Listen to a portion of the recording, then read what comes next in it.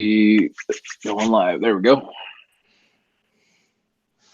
All right. What's up, everybody? Hey from down under. YouTube. Thanks, guys, for joining on a last-second live stream. Last second for us. Usually we're like a month in advance. Nobody plans for this stuff. They just do it. That's how the modern world works. Let's see.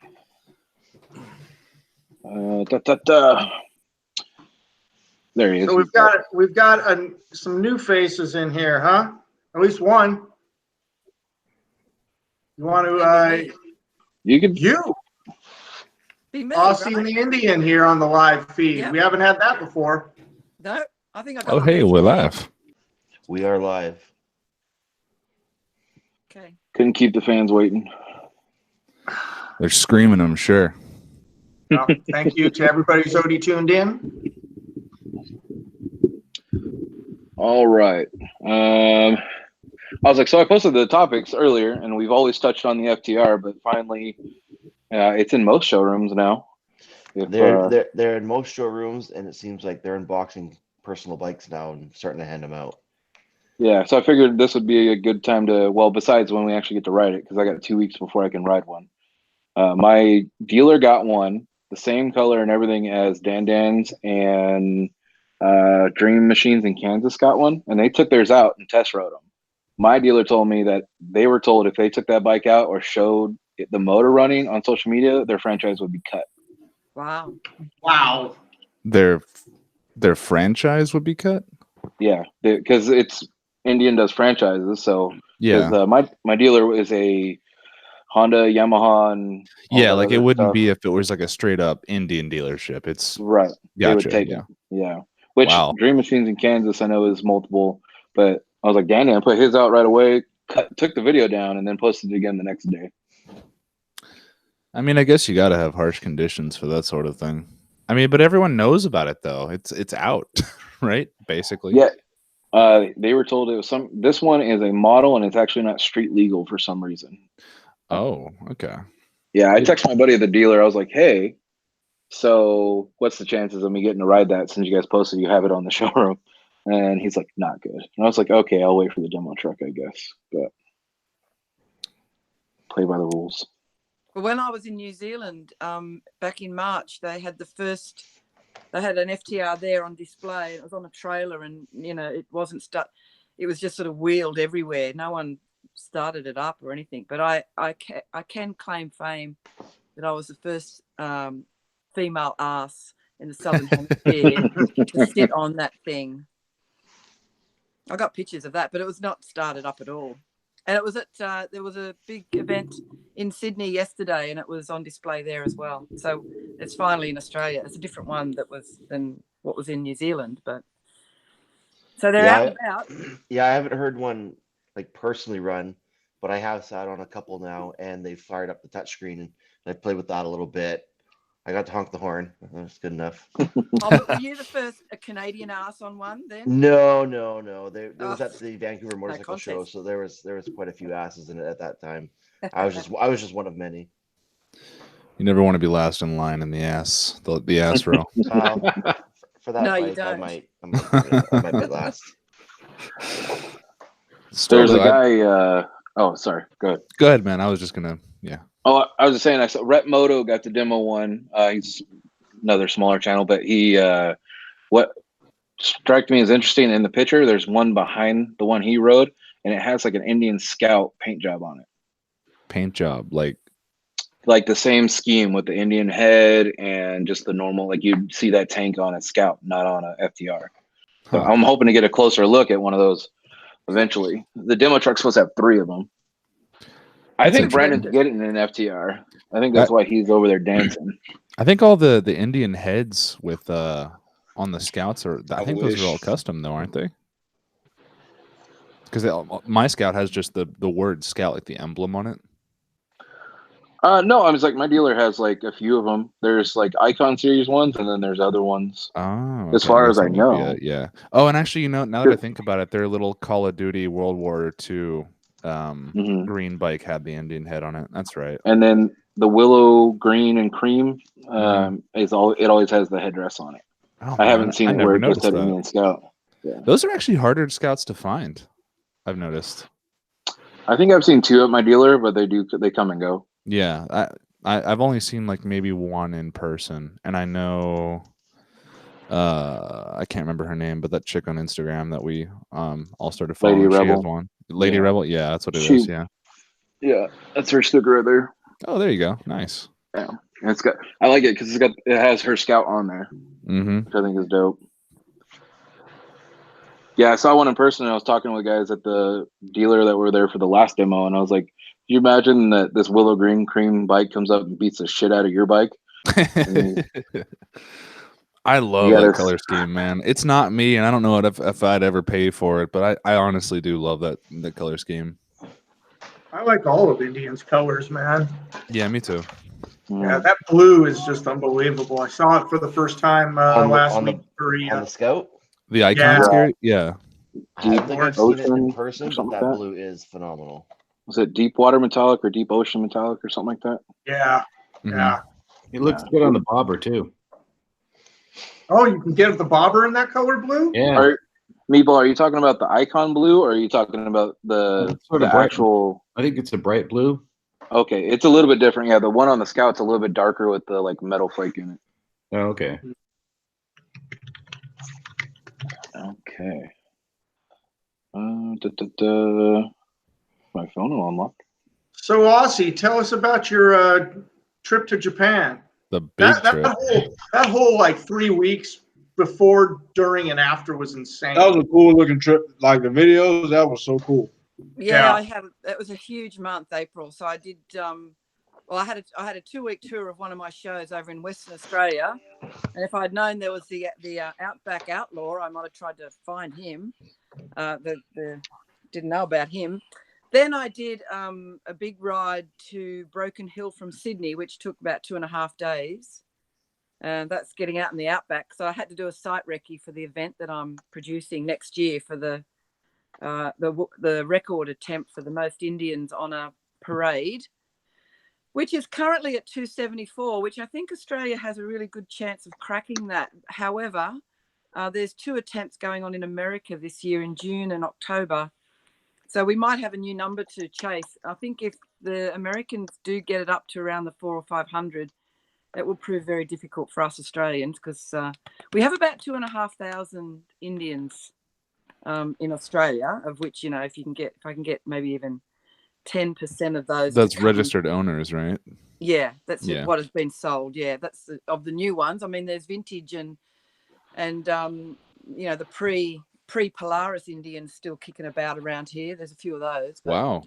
Like are we talking classic? Many, but yeah, there's some classic ones. So a lot of I know some guys that are coming out for they're planning to trailer out the bikes to the event because Silverton, you would all know Mad Max 2. That's where absolutely that was filmed at Silverton. That's where the event's going to happen. So a really good iconic Aussie backdrop. Man, I want to take a tour of everything Mad Max in Australia. That sounds so badass. Yeah. Well, Silverton's a great location. But anyway, so I did that. That was just over a week getting out there and getting back home again. And then I got back in the morning and basically flew to Japan that night. And my daughter's just got a license. So it was good to ride with her and give her some tips and things. And I was on a Honda CB400, which honestly, God, after riding the Chief around for the last few years now, that thing is so light. I felt like I could just pick it up with one arm and carry it underneath my arm. It was just, and it was like it was like riding a sewing machine. I couldn't hear the motor or. Yeah, that's how I felt with the Husqvarna 401 Svart peeling. That thing was just, it was so weird. Yeah, and the foot controls are back. I mean, I'm used to forward control, so I can't tell you how many times I just was sitting there in neutral and I thought I couldn't hear anything. So it's just hard to work out what gear I was in half the time. So I revved the shit out of that thing for half of the ride. God, a revved up sewing machine, but they're a lot of fun. Well, that's the great thing about small engines. It's a lot less reciprocating mass, so they like being that up high in the RPM range. Yeah. So that was good. So Japan's a really interesting place. I mean, they drive and ride on the left, the same as us here in Australia. So that wasn't a challenge. When I'm in America, it's a real challenge for me. The whole, that's why I like to follow someone, because I just forget. I get in a bit of a zone and I just forget where I am, and next thing I know, I'm riding on the wrong side of the road. So I'm thinking about trying to ride up to see Dazzle in the UK, and I'm a little nervous of that. I lived in Japan for a couple of years and had a driver's license over there, drove, but I was in a car and I got used to it. But I'm afraid of getting off the ferry and just going head on into traffic. Oh, no. Yeah, it's they reckon, I mean, I've done loads of rides in America, and I do get used to it, to the point where when I come back home, I've really got to think where I am, Getting out of the cities is always a big challenge. Once you're on the open road, it's quite easy. But some of the cities, and American cities, are huge and busy. And I remember riding into LA once. I rode from Vegas into LA, and then around there, and then out of there back to Vegas. It's just scary shit, And it was raining and bad weather, and those freeways or highways in America, they're so quick, they're so fast. Are they not fast in Australia? Sorry? Are they not fast in Australia? Well, and our limit is 110 kilometers. That's as fast as you can go on our expressways. It's about like 55 miles an hour, maybe. Yeah. About that, yeah. So we go way faster. Yeah, it's noticeable when you're up that extra 20 k's an hour. It's a big difference. Mm-hmm. It's like I average 85 miles an hour. So. Yeah, exactly. I was like on the Scout. I was like, I don't like to go. Basically my speed limit is when the wind resistance on my chest pisses me off. Yeah.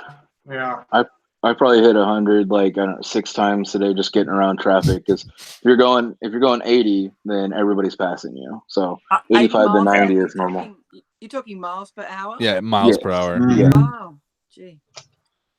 That's the average here. So it's just go. Well, that answers a follow-up question I was going to ask you, Aussie. Your windshield on your Chief, do you find that like blocks wind like very well, to the point where you could just ride all day?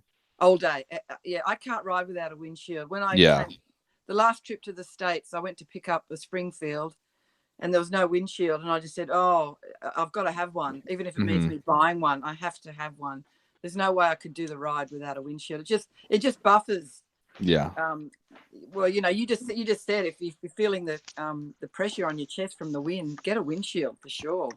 Yeah, because I took my bike. The longest ride I've done on my Scout, personally, it has I just went from Richmond to Lynchburg, and I even went off the highway, so it was country road, but you're still basically doing highway speeds the entire time.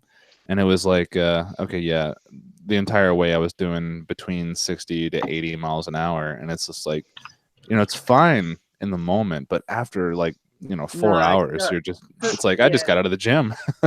Yeah, for those long rides, you gotta have a windshield. I reckon you do, but there's plenty of people that don't. But I'd be interested in if anybody does a review of a small fly screen. How well that works for the Scout. Well, I've been thinking about doing that, man, because the problem with the fly screen, as far as I've seen, is that it might work for my purposes, because I wear full face. Obviously, I'm a motor vlogger. I need everything there. But for everyone else, it's like it buffets you real bad. Really? You'll feel the wind. It depends on the shield, obviously, but you'll see where the wind comes off if you ever have the shield on your bike, and then you'll have just. I experienced this when I was on the. What you up to, Brandon? Yeah, I experienced this when I was on the Roadmaster. If on the Roadmaster, if you have the windshield down just enough, your helmet's just your head's just shaking all day. Oh god! And I can't tell if that would be more annoying than not having a windshield at all. When I bought the Indian factory windshield, got the 22, I didn't even get back from the dealership, and I was like, "This thing's got to go." Really? Yeah, I've heard that. It was terrible. I mean, And they told me, hey, as soon as this is installed, it can't be returned. And so I was like, okay. So I just bought this, and I went straight home and immediately bought the Freedom Shield because it's got a little lip at the top, and it deflects it right over the top of my head. So I'm glad you said that, actually, because so we don't have that kind of warranty thing here at all, where we have that kind of restriction. In fact, my dealership was actually like, here's a week.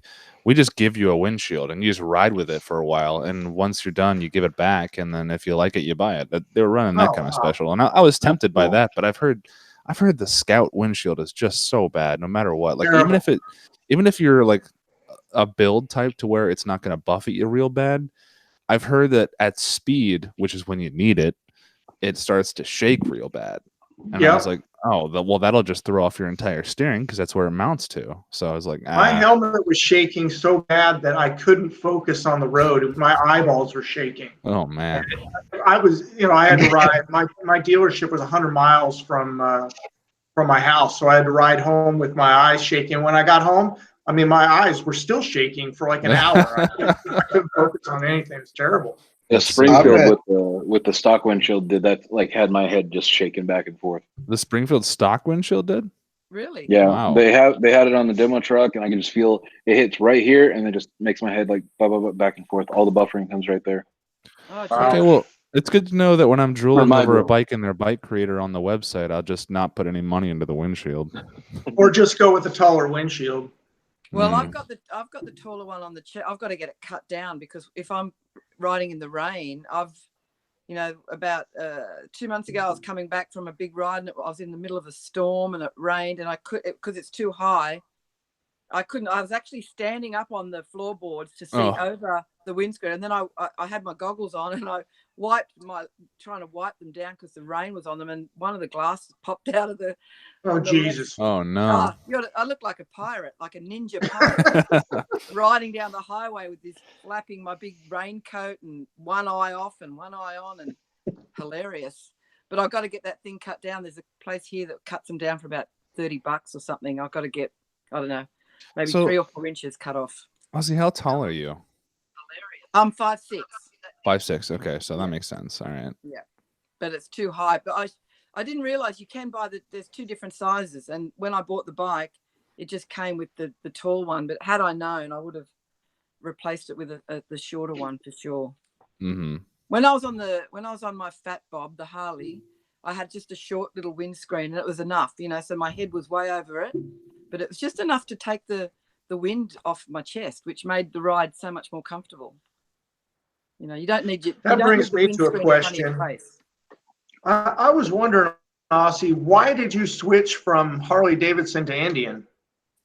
I'd been on Harleys for 20 odd years, and I was on my 5th Harley. And for the last few years, I just had this little sort of secret desire, and interest in Indian and the backstory. And the dealership in Sydney, I'd go in there and they were courting me for some time to make the switch. And then I just thought, well, this is my last hurrah. This will be the last bike I get. And I just thought, oh, well, I don't want to be on my deathbed and say to myself, gee, I wish I'd bought an Indian at one point in my life. And so I just, and I just drove a really hard bargain with them as well. I go, well, if I'm going to leave that brand and come over to you, I need all these things. And they basically gave me everything I asked for and some. So I was really well looked after by the Sydney dealership and the heads of Polaris here. So the deal was too good not to follow through on it, really. Little do you know, it's not the last bike you're going to have. The bike you'll have on your deathbed was the FTR that you took to 200 miles an hour. Yeah, I don't know how you can have more than one bike. I just can't share the love that much. I mean, I've got a little, I've got a little scooter, as you know, Sweet Baby Jane. Yeah, I need all the bikes. No, I need all the bikes. I did have a Royal Enfield Bullet there, 500 Bullet. Ooh, nice. Yeah, that was a cool little bike, but I just really sat in the garage. And in the end, I just thought, it's just, I don't need it. But I'd love to get, I'd love to get a Ural with a sidecar. I did sidecar training a couple of years ago. That's so hard. I want a Yeah. Ural so bad. Yeah, I did sidecar training. I put a video up on my channel of me doing the class, and that's at least here where they teach it from the perspective of people who've never ridden before, so it was way easy. But also I was lucky that they had sidecars, because they who's the company again that makes the not Ural the company that does the trikes. It's the what's it called? I always want to say Rizoma, but they're the gear company. I can never remember. Nope, lost it. But they do trikes, and they had like one Honda CB250 trike or sidecar, and I did that, and that was really fun. I love the Ural sidecar stuff, because it's, even though there's like horrible reports of real shoddy like build quality, and I'm talking like people have left the parking lot and their muffler fell off. Like their actual exhaust came apart. The new Ural yesterday at the festival, at the event, and they've all, the better braking systems. They're beautiful. Yep. The Sahara is lovely. Yeah, the Sahara. At my training, I rolled it. I did a whole 360 roll down a hill. Oh wow! Apparently, I was only the second person in his training that's ever done that. That's crazy. It was right after he was telling me that I've been one of the. He said, "Oh, I can tell you're a good rider. You're doing so well." He goes, "What? You're handling everything really beautifully." And then within 5 minutes, I rolled the bloody thing down a hill. That's crazy. He spoke too soon, I think. Yeah, those things are just like you get confidence real quick once you know what you're doing. Yeah. And they're fun to play with, because at least for most people, they're smaller bikes. I think the Urals are only 750s, right? Yeah, that's right. Yeah, they're small engines. Yeah. Only a 750. Only. Crazy. I'd call you a European, but I mean. But in American talk, that's small. Yeah. Yeah. Like what bike that's American made is under 750 cc's? Harley. Street 650. Yeah. Well, 752, right? We have the Harley Learner Legals, the 500 ones. Yeah. I mean, I don't know. The licensing laws are different in every country, I think. Yeah, that's another thing. Like so I don't know. Do you have to like pay any special taxes, Chris, for your Scout over there being 1100, 1133? Yes. You do. Yes. Oh man. Yeah, and the insurance is reflected with it too. It's very expensive. I do remember you saying something about your insurance being terrible. Like absolutely outrageous. You know what's the what the sad part of being over there in the European parts of the world? You guys don't I'm get glad a I'm not in your experience position. for 116s. Say that again, Brandon. I said you guys over there in Europe don't get a chance to experience the 116s. Oh, gotcha. Yeah. What's I happening? haven't. There's only a couple of dealers in Italy. I've been to one, and the bikes are nearly double the price as the States, and they only have a couple. So they might have like two Scouts and one Chief, and I've never seen a Roadmaster in there. Double they're the just price. expensive. Yeah, almost double. That sucks. Is Brandon here, you guys? What's going on? He's just a gray screen for me. Nope. Oh yeah, no, he was talking. Yeah, He's eating sugar. I can't see it. Brandon, did you block me? What did I say? I blocked you. What happened? No, I don't think I I blocked you. just see a gray screen and I can't hear anything he's saying. That's weird. You blocked me. What? Can There everybody he else is. see me? I just see a big, beautiful face. There he is. Hang on. He's here now. What happened? What? All right. I got audio. I got video. Now where's audio? You can't hear me? No, I can't hear you, dude. You're muted. Hey, I want to do a quick shout out to the Outback Outlaw for picking up a couple open rotor shirts, man. I really appreciate that. Guy always is super supportive of the channel and always makes comments. Really appreciate it. Thank you. Yeah, he supports everybody here. It's pretty awesome. Yeah, awesome guy. That's us He's Aussies. always there. Aussie, oi, oi, oi.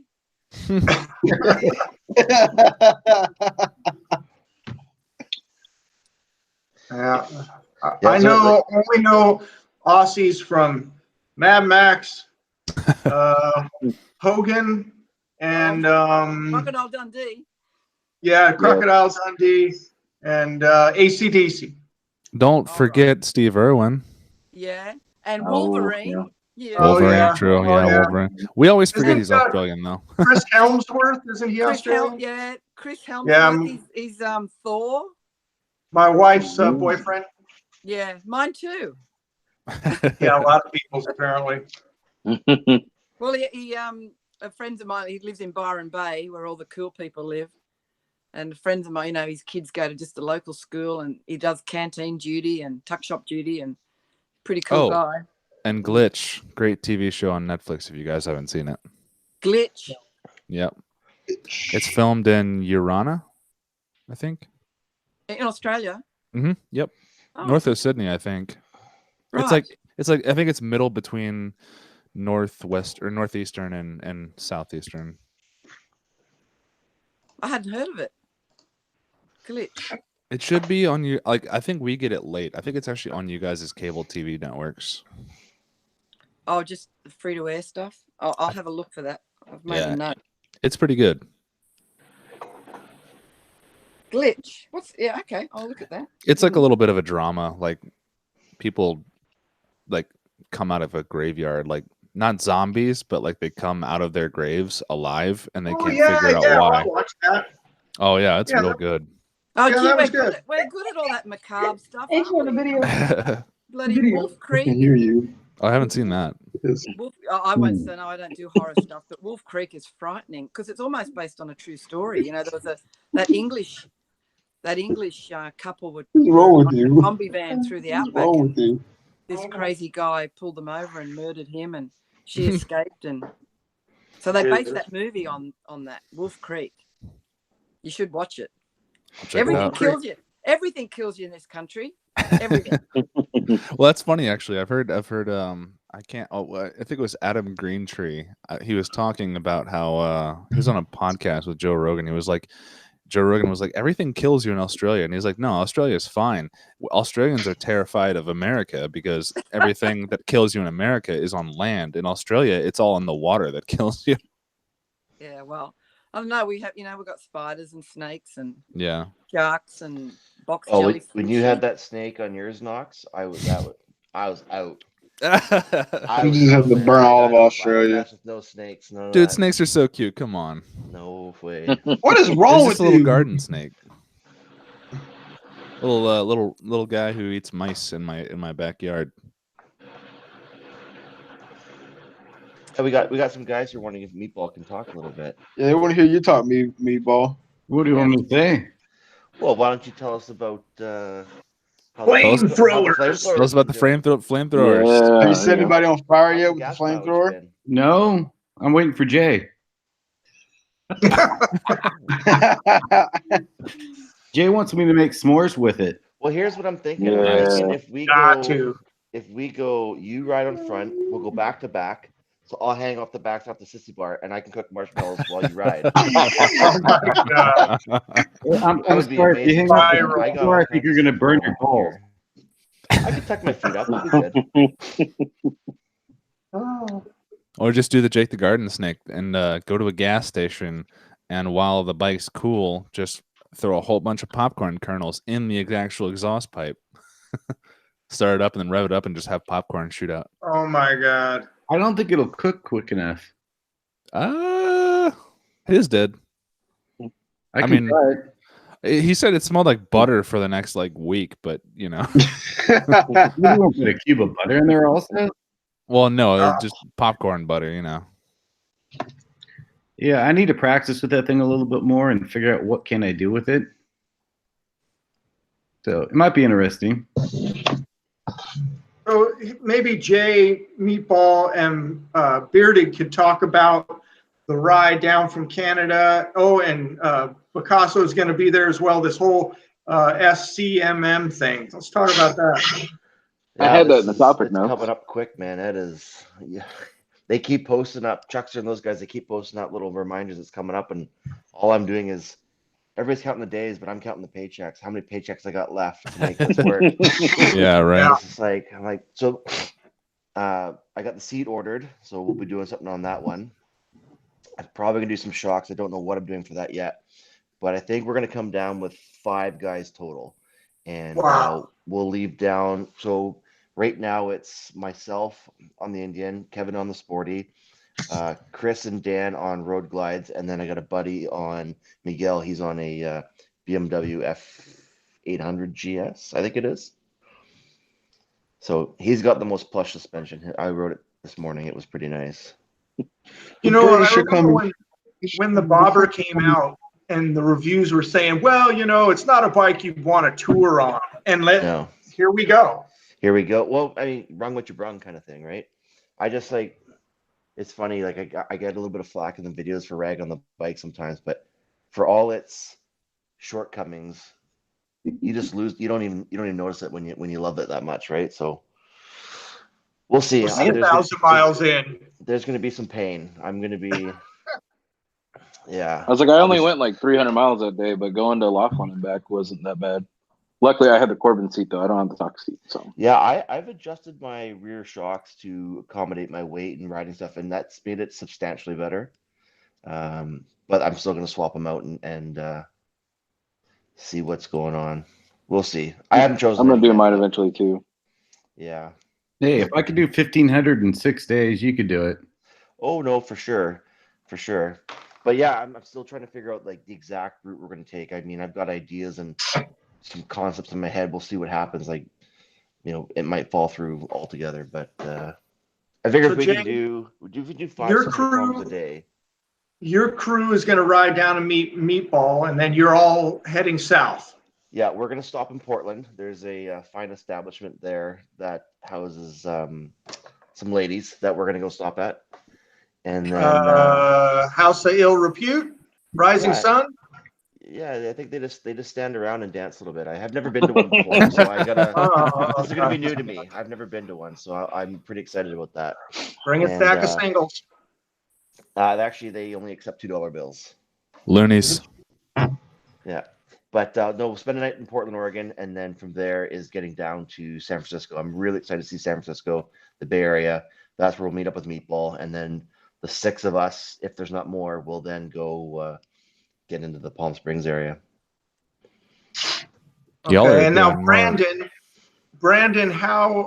what's your travel situation? So I got to go from Montgomery. I'm leaving out of Alabama. Yeah, he's muted for me. I can't hear a damn thing he's saying. We can hear him. What the hell, man? It's just you, Invic.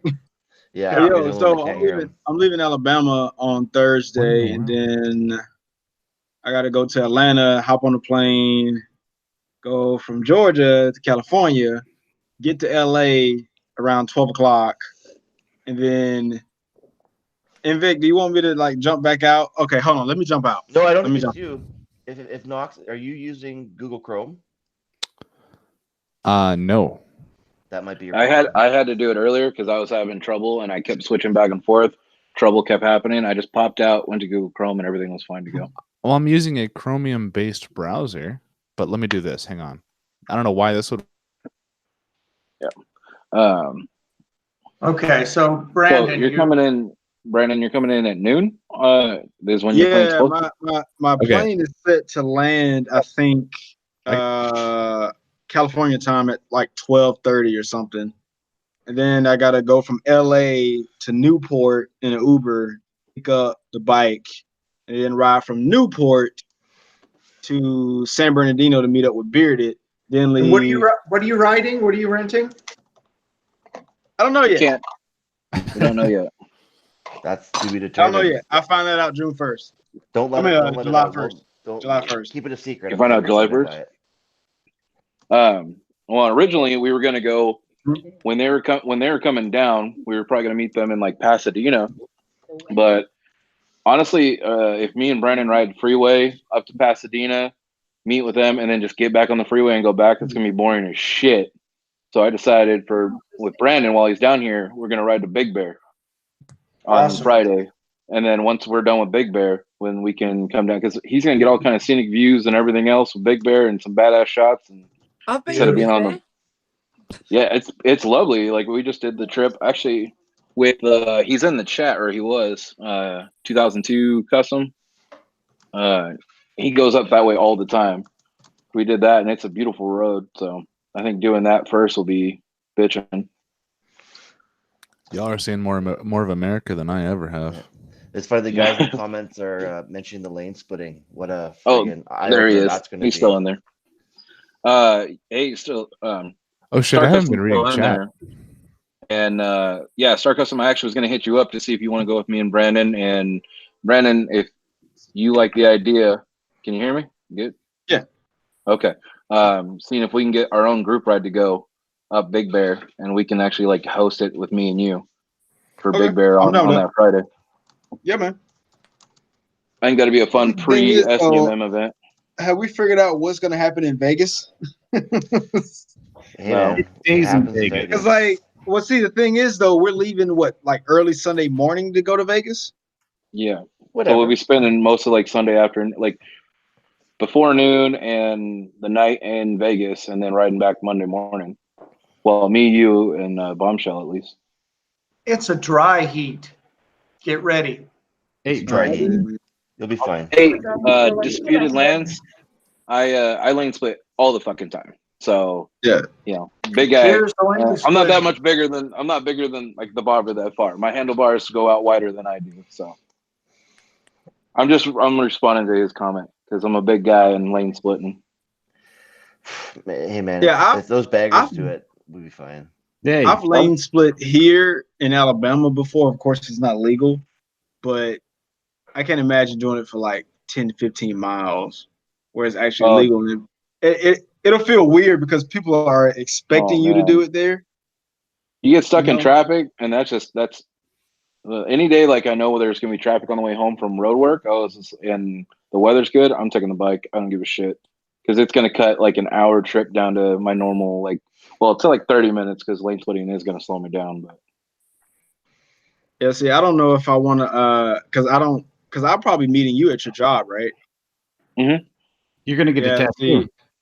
Because like when I get the bike, go ahead. We shouldn't have traffic on the way home though from there. And you're coming from Costa Mesa to San Bernardino, so depending on the time, as long as you leave before like 3 o'clock, you shouldn't hit too much traffic because people are going to be coming back that way around the like rush hour times. But either way, you have plenty of time to get down to me. So. Just keep revving that bike, man. Let them know you're there. What was that? No, so I didn't know if I had time to dig off or anything because. Oh, hey man, I work that day, so like if you want to go bullshit or do whatever, I don't get off till 10 at night. Like I plan on getting off earlier. I'll be in California, man, on a motorcycle. Yeah.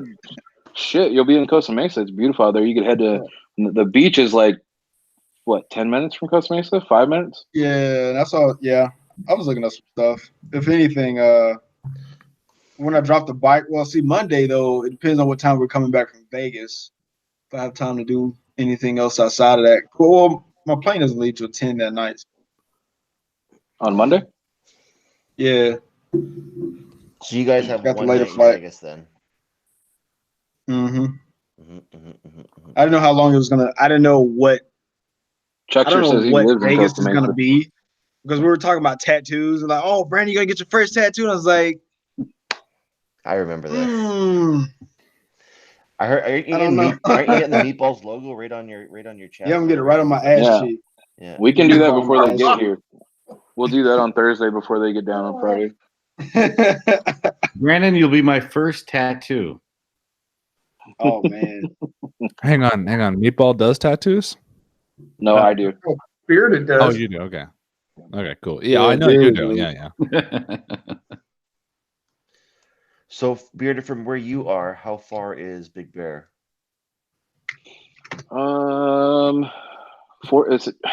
Hey, Star Custom, how far is it from the dealership for Big Bear? He does this trip all the time. I think it's like 45 minutes. Like, that's not far. It's like 20 minutes to get to the route, and then most of it's up. So 50 miles. Oh yeah, so it's a pretty quick ride to get there. It's for us to go up there and come down the back way into Yucaipa. It's like a couple hour ride. You guys have the best names. Rancho Cucamonga. What do you say? Rancho Cucamonga. Yeah, you said it right. Throttle just watch next Friday. Ranger Coquette. We got a message retracted from Throttle Down Under. I don't know what happened. Let me see. There's a. Oh no, yeah, he took it back. There's some of them I've had to like actually accept because people be cussing up in the chat room. Oh, does it censor out curse words? No, Yeah. he said I'll see you guys later. I had saw when he posted it. No, but there's said, "See you some later." it'll censor them out, and I have to. Oh really? Oh wow. Wait, can I like go? Let me type. Okay, I'm stop. I'm not gonna do it. No, Meatball just put shit in there, and it says held for review. Yeah, Brandon, my internet filter, by the way, doesn't like you. I figured out what it was. Oh wow. So I used. Do y'all know what Brave is? It's a browser. No. So it's basically a Chromium-based browser that's all around, like centered around like privacy and all that sort of thing. And for every website, it has like shields up. So it's got a built-in ad blocker. So I don't use it for YouTube because ads for my homies. But with everything else, it blocks all the pop-ups. It blocks all the ads and banner ads on like news websites and all that. So it's got shields up all the time. And I turned the shields off of this exact window where Google Hangouts is. And then all of a sudden, I can hear Brandon again. He's like, "What happened?" It was only you.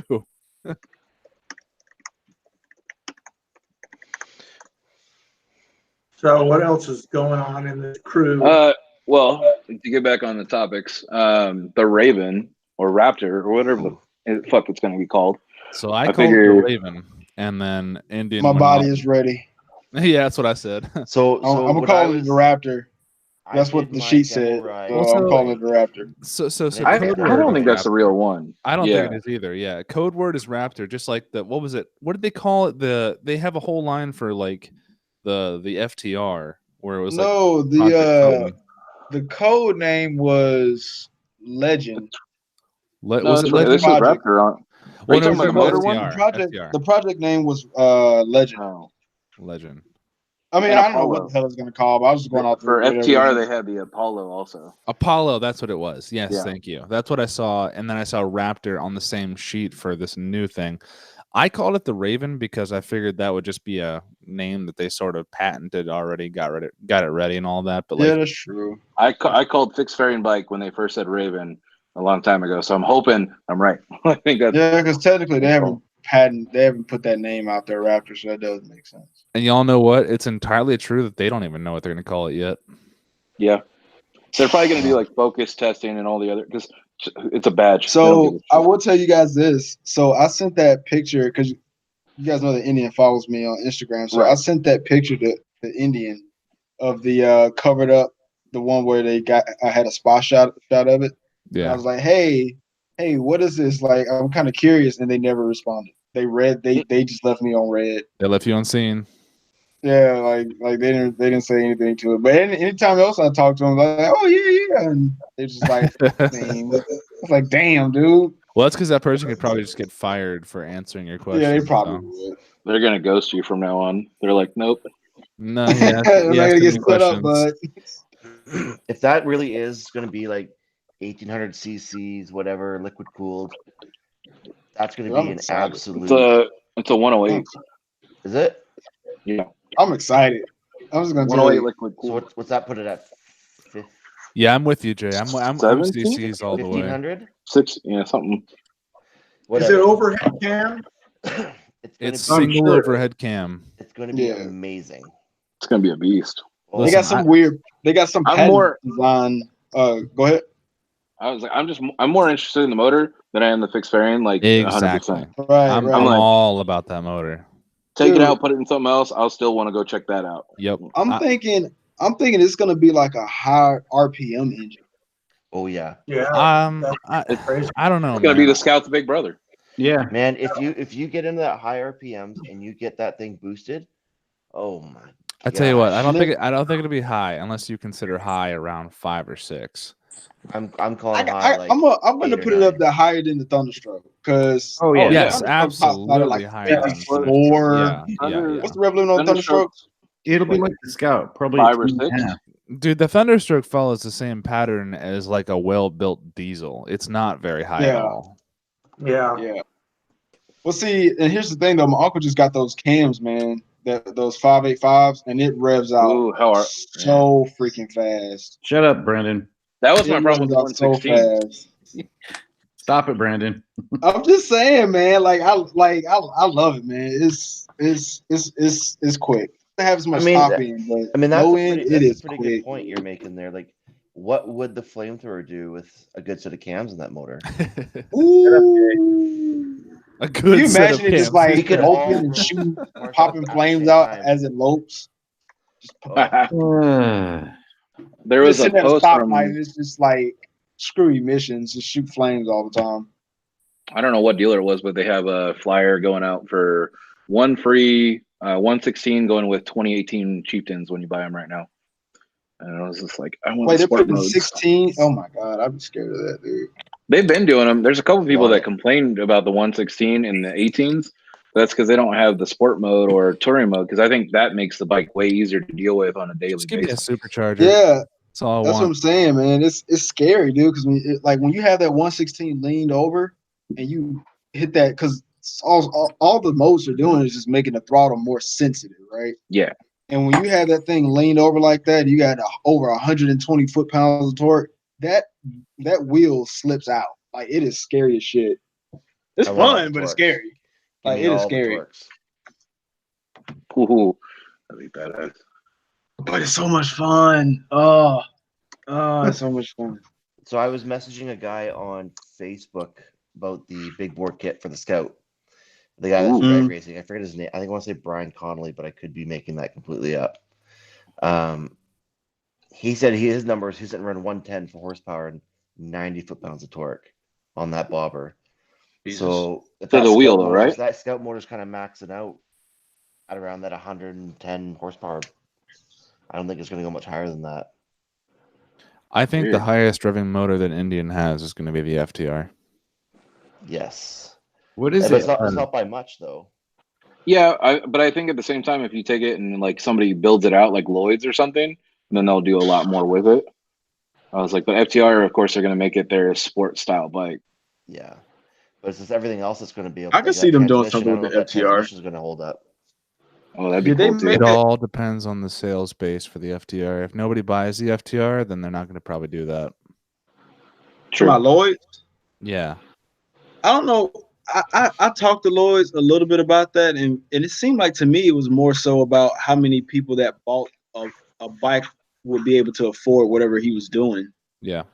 And it wasn't so much like, we know like there's a fuck ton of people that have Scout bobbers, right? And Scouts, but it was like, would those people be willing to spend $1,000 on camera upgrades? Yeah, when the bike's only worth. So they figure the guys that are buying baggers at like 30 grand are going to be able to spend a little bit more to do fit to their bike. Yeah. Yeah. That was straight from his mouth on camera. So exactly what I'm thinking with that is he's going to probably target this new Raptor engine more than anything. He was talking about some barber stuff though. Well, they posted after you talked to him, they posted something that they were working on it. Yeah, I mean, we know the Scout isn't going anywhere, so I think people that have Scouts would be willing to spend $1,000 for some extra power. Me personally, man, I'd like talking cams.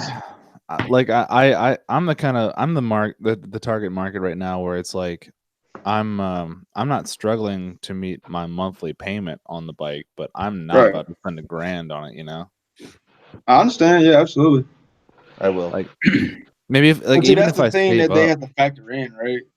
You know, because people that spend $25,000 and $30,000 on Indians and Harleys, they're just like, how much more can I dump into this bike? You know what I mean? So my whole thing is like, the Scout is trying enough to be a sport bike as is, that just getting a different I'm still running stock intake with a 2-into-1 exhaust. If all I have to do is buy that like K&N intake, that real short flow intake, and then just put a different tune on it, and I'd probably see a bigger gain from that for per dollar per horsepower than I would $1,000 on some cams. You know what I mean? Yeah. I will admit, man, my Scout got away from me a couple of times. So that thing, That damn bobber's quick, man. And Scout the Scout platform is fast as it is. I can imagine the 109 has 118 foot-pounds of torque and it's almost 800 pounds. The bobber has 200 pounds on the 109, and it was right there with it. So I can't imagine another 20 foot-pounds or something. I could imagine that, dude. That would be. I'm always surprised when Meatball and Day are always talking about wanting more power. I want more. Like they're adding stuff all the time. It's like, Jesus, dude, I have plenty. You know, you guys are just going for it. I'll take it. Like that sound. You know what? I'm kind of over the Vance and Hines exhaust. I think I'm gonna swap it out. But really, I don't know. We'll see what happens. I thought I never heard you say this. But I was on it. I was on it today, and I just. Kevin took off. He went on his own when I was heading home, and just the sound of that bike, just oh my god! I got a set of Rush bikes, man. Oh, okay. Anybody's interested? Yeah, but they're chrome. Yeah, that's wrong. Sorry. I like chrome. It's cool. I like chrome until it rots. And fringe. You got to wash your bike. I don't like doing that. I don't like. When it rots. Yeah. My goal is to have the first. My goal is to have the first Polaris Indian rat bike, I guess. That'd be cool, dude. That'd be cool. Well on your way. Well on my way. The 109 has made me hate chrome, so there's that. Really? Yeah, man, I hate chrome. I feel like it's harder to clean or keep clean rather. Like I rode when I rode to Thunder Beach a couple weekends ago. I came back and I rode in an hour and 30 minutes of rain with no rain gear, and the bike looks ashy now. It's just ashy.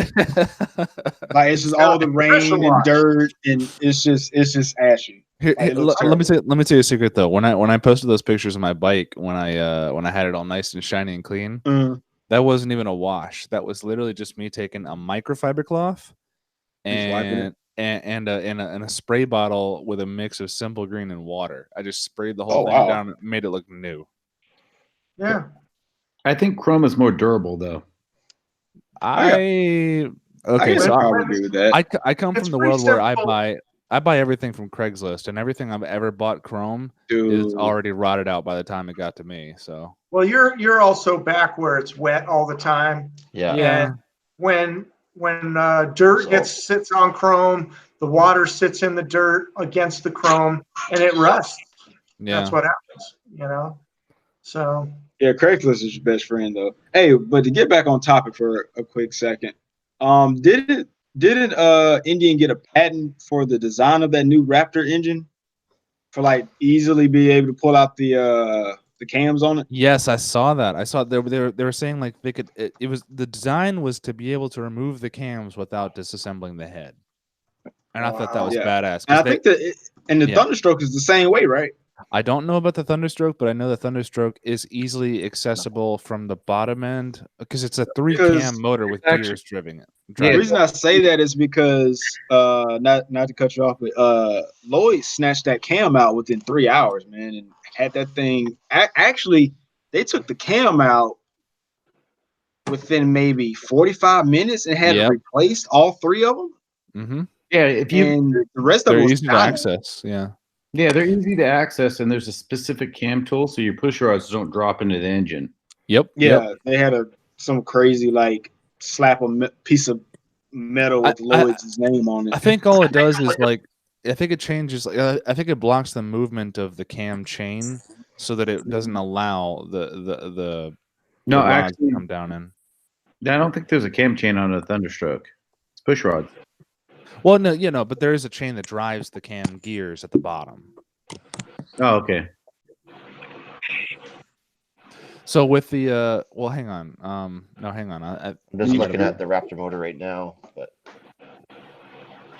yeah. All I know is I saw a news article that said that they are that was the patent design, and like everyone was going, oh, this is just a victory motor. It's like, okay, yeah, but they just filed new patents, so they're obviously doing something different, and they're designing it so that people can easily just swap out cams. Yeah. It's saying the patent showing the camshaft can be removed from the side without dismantling the rockers above them. Yep, that's what it was. Yeah. Automatic centrifugal decompression system. Oh, and that was that was the other thing they patented. So it cranks over easier. Exactly. Now that's not new. Like my old Suzuki bikes had that where it was like it relieved air pressure from the actual cylinder chamber and all Decompression that. switch. Yeah. Exactly. And that's one of the things that made it hard to start, because after 20 years of the bike's not getting ridden, people were like, there's something wrong with my battery. It's like they'd replace a battery and it was like they had the same problem. No, it's that there's a circuit that is faulted that you're not actually engaging for it to relieve the pressure in the engine, so that it's having a hard time starting it. It's having a hard time turning the motor over. I mean, it just sounds like India's got some shit coming out here in the next 3 years. Oh, Yeah, for sure. well, the thing is though, they're actually, I think they're gonna release this bike in August. Yeah, it's Sturgis. I agree. Yeah, and the reason I say that is, I don't know why the hell they took so long with the FTR. Well, they're saying they got some I don't know if FTR it variants was- coming out as well, like the Apollo. Yeah, I don't know if and- it was because of the motor and the IMU system and the traction control. They couldn't figure it out, or there were issues with it. But I remember talking to some people, and they were saying that, like, Indian was having some electronic issues going on, and that's why they wouldn't let people ride them, because the damn thing was dangerous. But being that they released the 19 Chieftain in August at Sturgis, I was like, shit, they're probably going to do the same thing with the damn whatever this bike is going to be. But it's just crazy how they waited so long with the FTR.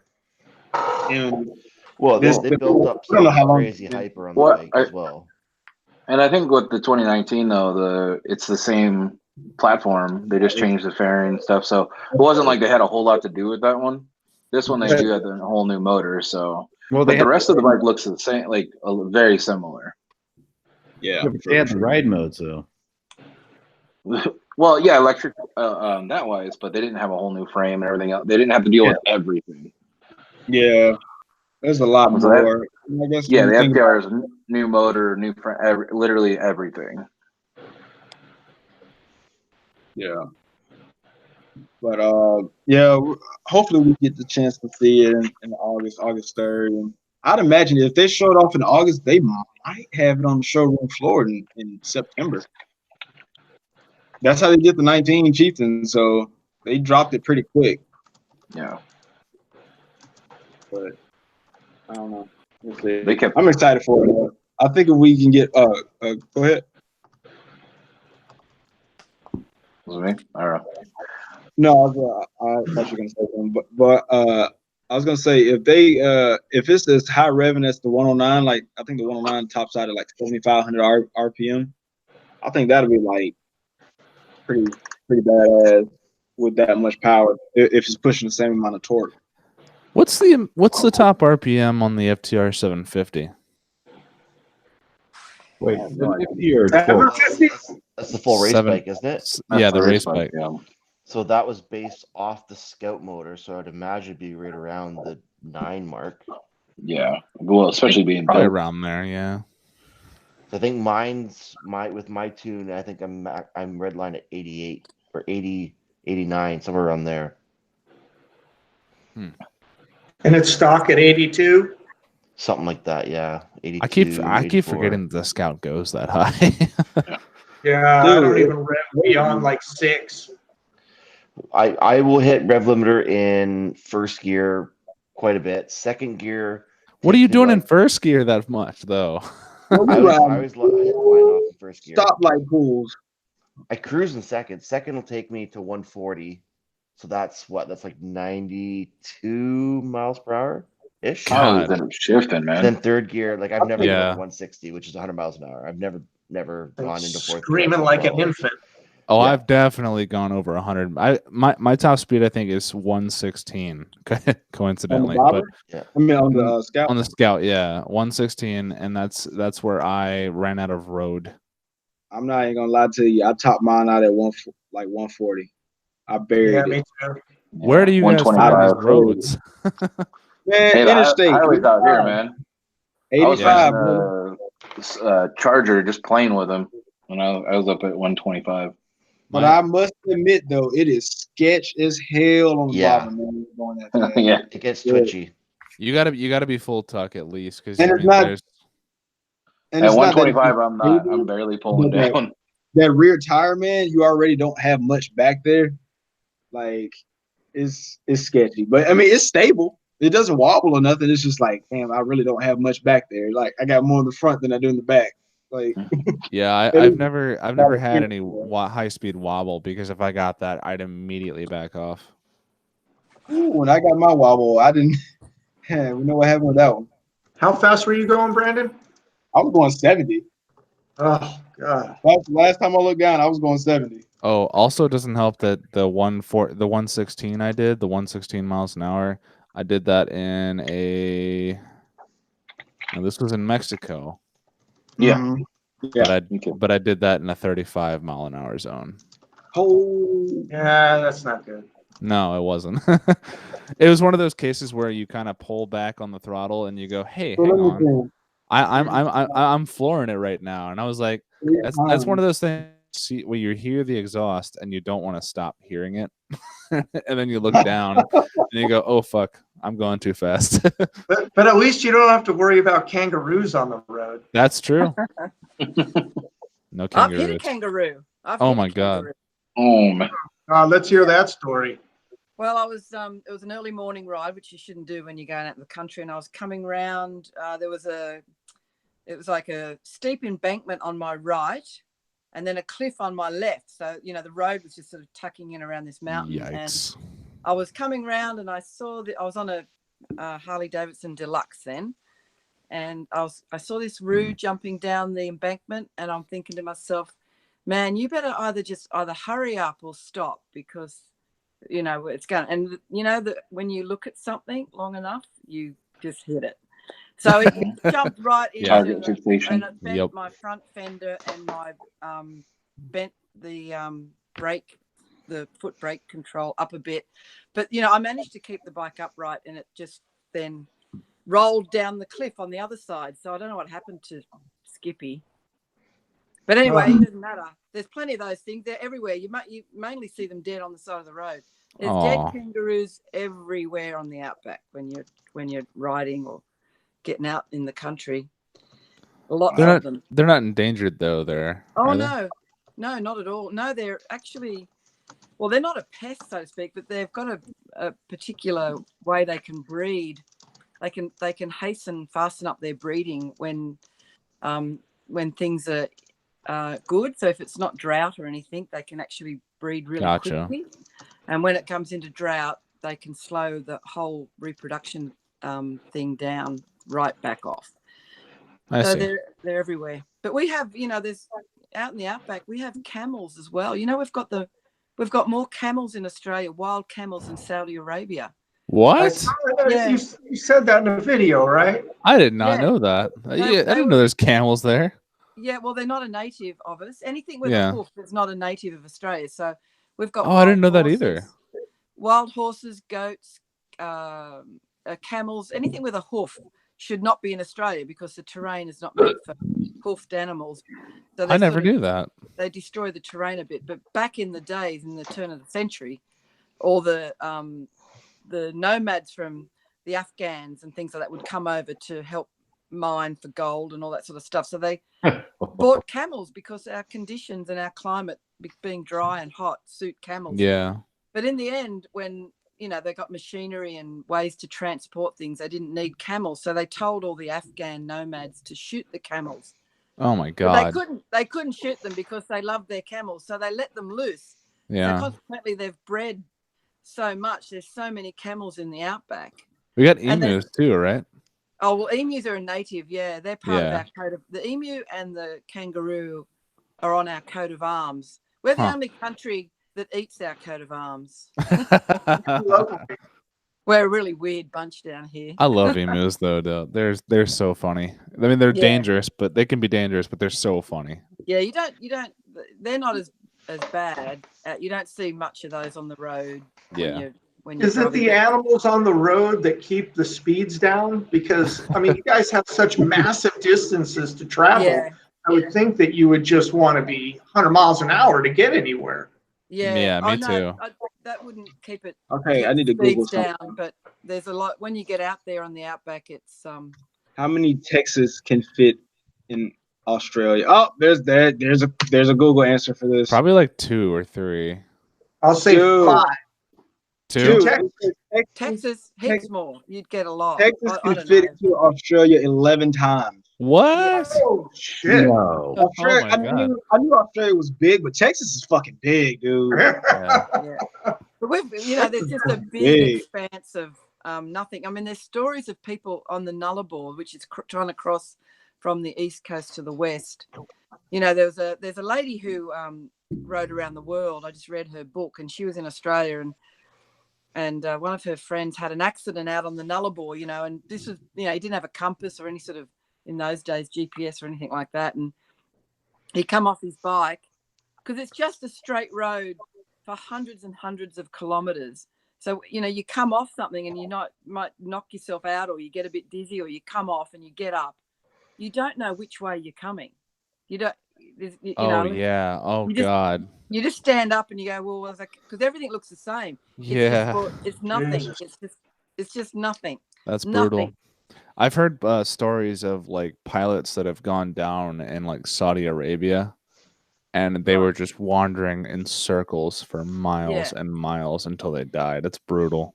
Yeah. Well, that happened. In fact, not so long ago, there was a bike rider from, I think, over in Western Australia. He went on a bit of a travel adventure, and he got into the outback and either lost his way. Anyway, he died out there. Couldn't find his way out. So, that's terrible. That's died of awful. heat and no water, and it's a pretty big. Yeah, it's a big country out there. Is it like? I mean, is it mostly Western Australia that has all the desert?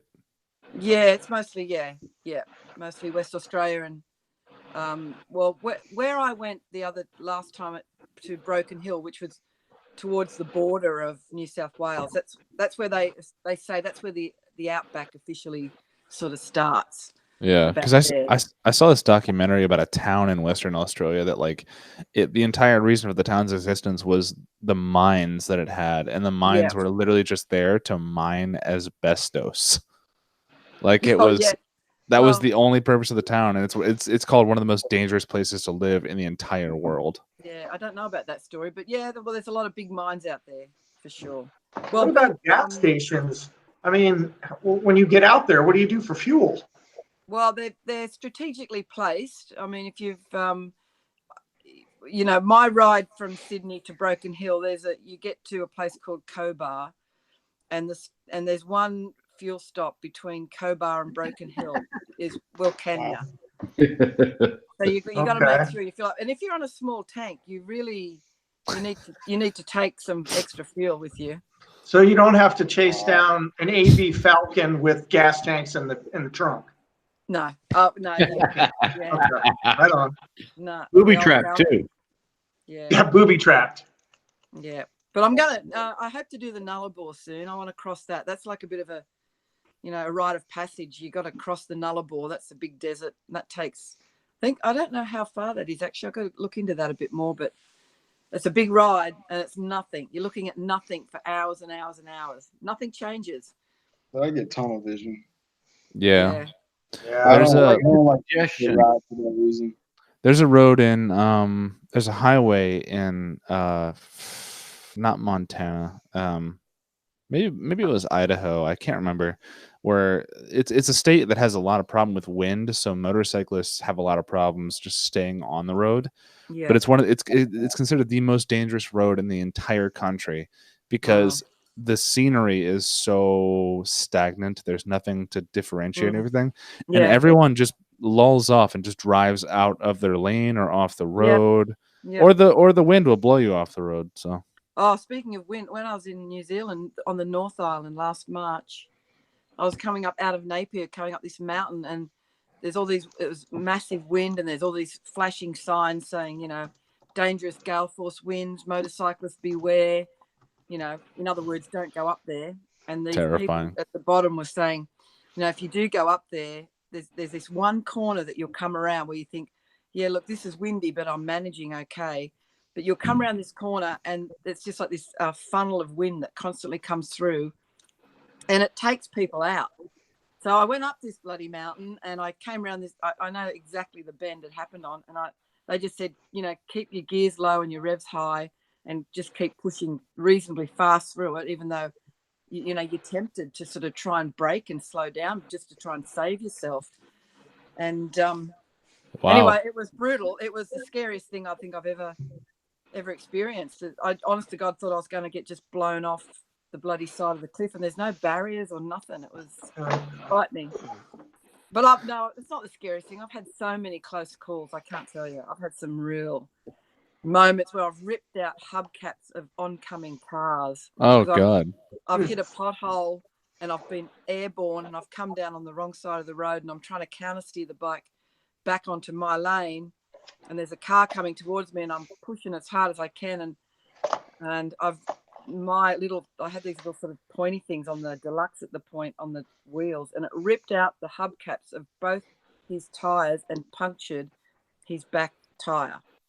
Jesus. Wow. And the guys behind me, you know, pulled it over, and they went back to see the car pulled over, and the guy got out saying, "Who's that crazy guy? What's he doing?" And they go, "Well, we don't know him," but it was me. Yeah. Oh, yeah. There's been so many close calls. That's crazy. I think my scariest moment related to motorcycles, I had a 92 Suzuki DR 650. I was out just kind of trail riding, dual sport bike. I ended up on a dirt road. The dirt road got narrow and it turned into a single track. And then it turned into a ridge back, and there was just no way. It was on a downhill. There was no way to turn around.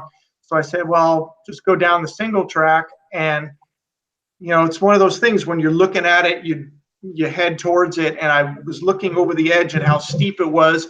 And I just went right off the trail.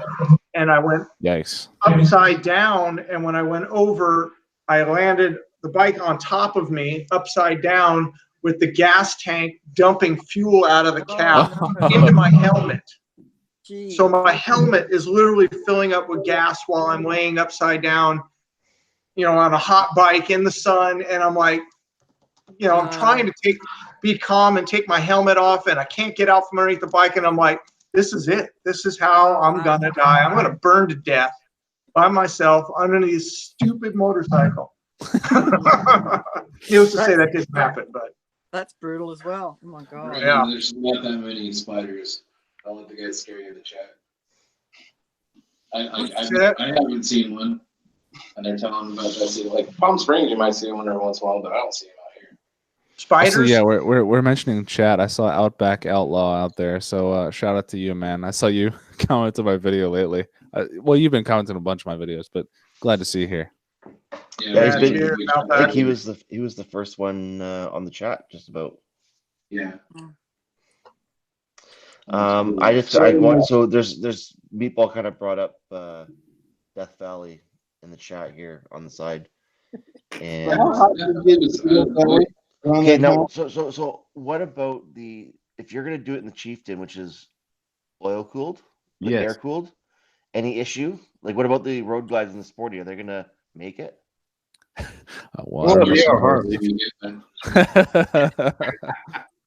brand new Harleys. They're 2019, so you would think they're I've seen some Harleys crap out in parades before. Yeah, they got too hot. Now I will say that with Indian stuff, I've heard that they test everything. Like I was looking at whether or not you should add an oil cooler to the Thunderstroke bikes, because, well, I know on the Roadmaster they come standard because of all the extra fairing, but on everything else, people are just like, should I add an oil cooler? And everyone's like, yeah, well, Indian tests these things like low RPM at idle to all the way to red line for hours and hours and hours at a time at all sorts of different temperatures. So no matter what you do, you're probably going to be all right. Well, my Chieftain has an oil cooler. Your Chieftain does? Did it come standard? I bought it used, so I guess so. It might have been customized then. I know the Roadmaster definitely comes with an oil cooler. I'm not sure about the Chieftains. Yeah, I have no idea on that. Sorry, is Death Valley the road from, it's somewhere between Los Angeles and Vegas? Is that the Death Valley Highway? Death Valley is its own area. Yeah. Because I went on some road that they called it the Death Highway.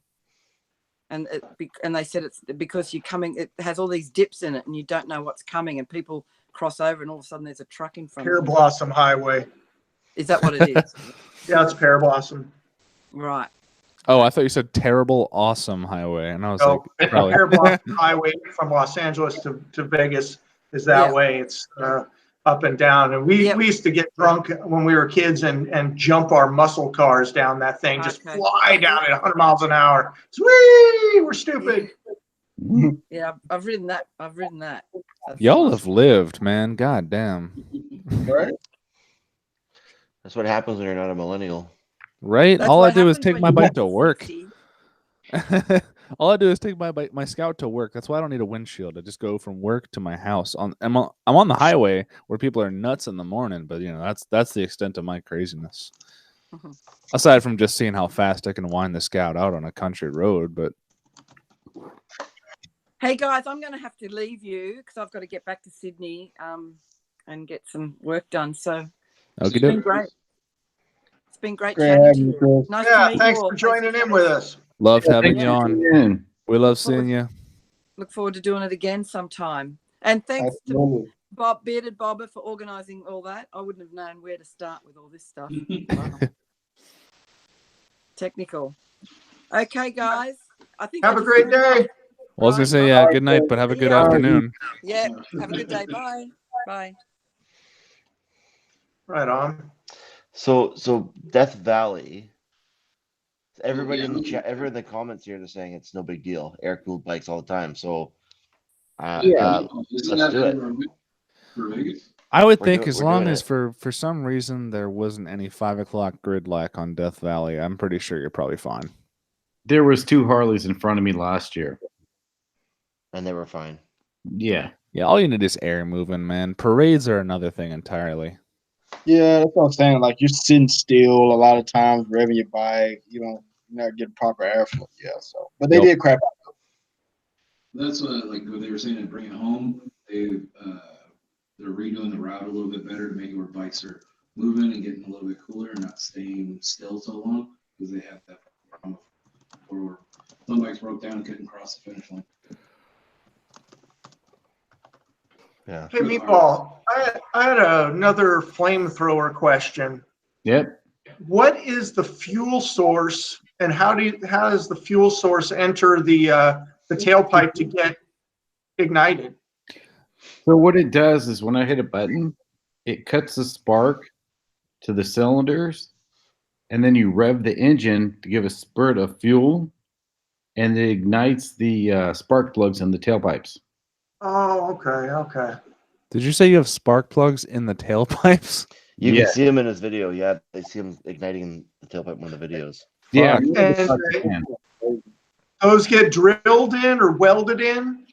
Yeah, they had to drill holes in the mufflers and weld them in, and I actually had to shorten the baffles to get it to work properly. Okay. That's nuts, man. So cool thing, man. I wasn't sure if you had to add a propane tank or something. You can add fuel injectors into the mufflers to get 3 to 5 foot flames if you want. That's too much for me though. And this is a universal kit. They can put it on anything, obviously. Yeah, you can do it on a car too. Yeah. Are you gonna do it on the Scout? No, I'm not. You couldn't hide the personal bubble.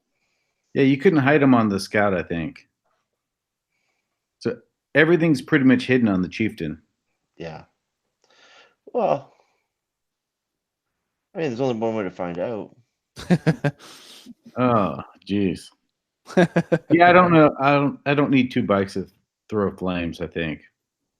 I would just rather own an actual flamethrower. I mean, Elon Musk sold out, but I'll take an actual old school World War II, you know.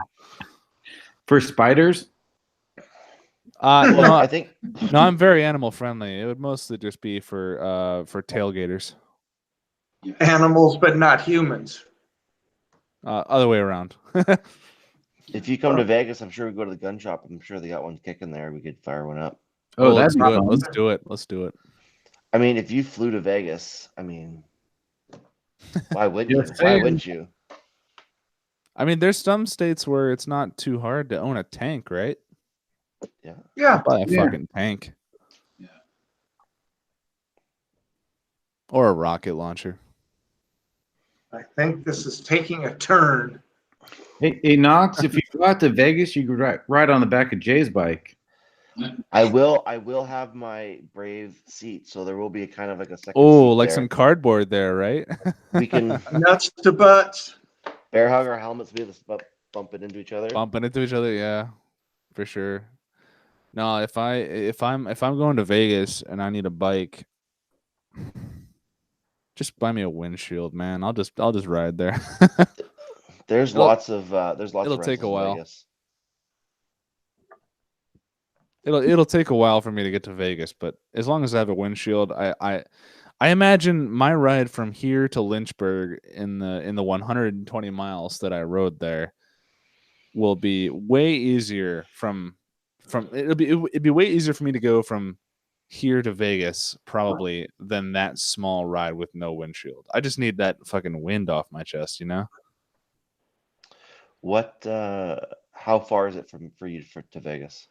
Oh, let's say probably a good 3-day ride? Vegas is probably not too far from actually the Pacific. So I want to say it's probably going to be maybe 2,400 miles. You got that? That's That's my about road trip. right. It's a little over 2,000 for me to LA. Yeah. So it's about right. 2,400 miles. You could Jay, do you have a windshield? No, never. I've never ridden. Oh man. Well, that's not true. Okay, so I rode the Fat Bob from Harley. It was not a lease return, but he traded and got something different. And that, because with my Icon variant helmet, I've got that visor, and that doesn't buff it at all if you're on a naked bike. But as soon as you put a windshield in front of that thing, it catches the wind hard. So I was. Oh, is it with the peak? Yeah, I was chattering all over the place, but like 100 miles an hour with that helmet, no problem, with no type of windshield. That's interesting. You would think that peak would catch. Yeah, it doesn't. But then on the Chieftain that I rode, 3 weeks ago now, with the power windshield, I could put it up high enough it was just missing me. If I were to own the bike, I'd probably have to put a little bit of taller one on, to get the full benefit of the windshield. But yeah, no, never had a bike with a windshield. And I mean, what's the longest mileage you've done at one time on the bobber? I rode the Pacific Coast Highway, or at least what we call it here on the island, and that was 700 round trip, and that's what, about 500 miles. That's a lot to go without a windshield. Your ass was tenderized. Well, buddy, I'm about to do 1,000 one way without a windshield. I'm not putting a windshield on that bike. Just temporary, man. What was your average speed? About 110, I would say. So what, 60, 55 miles an hour. That's doable on the Scout and the bobber. Yeah. Once you're above 65, that's when you need a windshield, pretty much. When you get onto Interstate 5 heading south, you're going to be having to do 65, 70 miles an hour. So that's the thing. Like in Canada, there's no highway legally more than 55 miles an hour, or 110 for us. They tried 120, they got rid of it.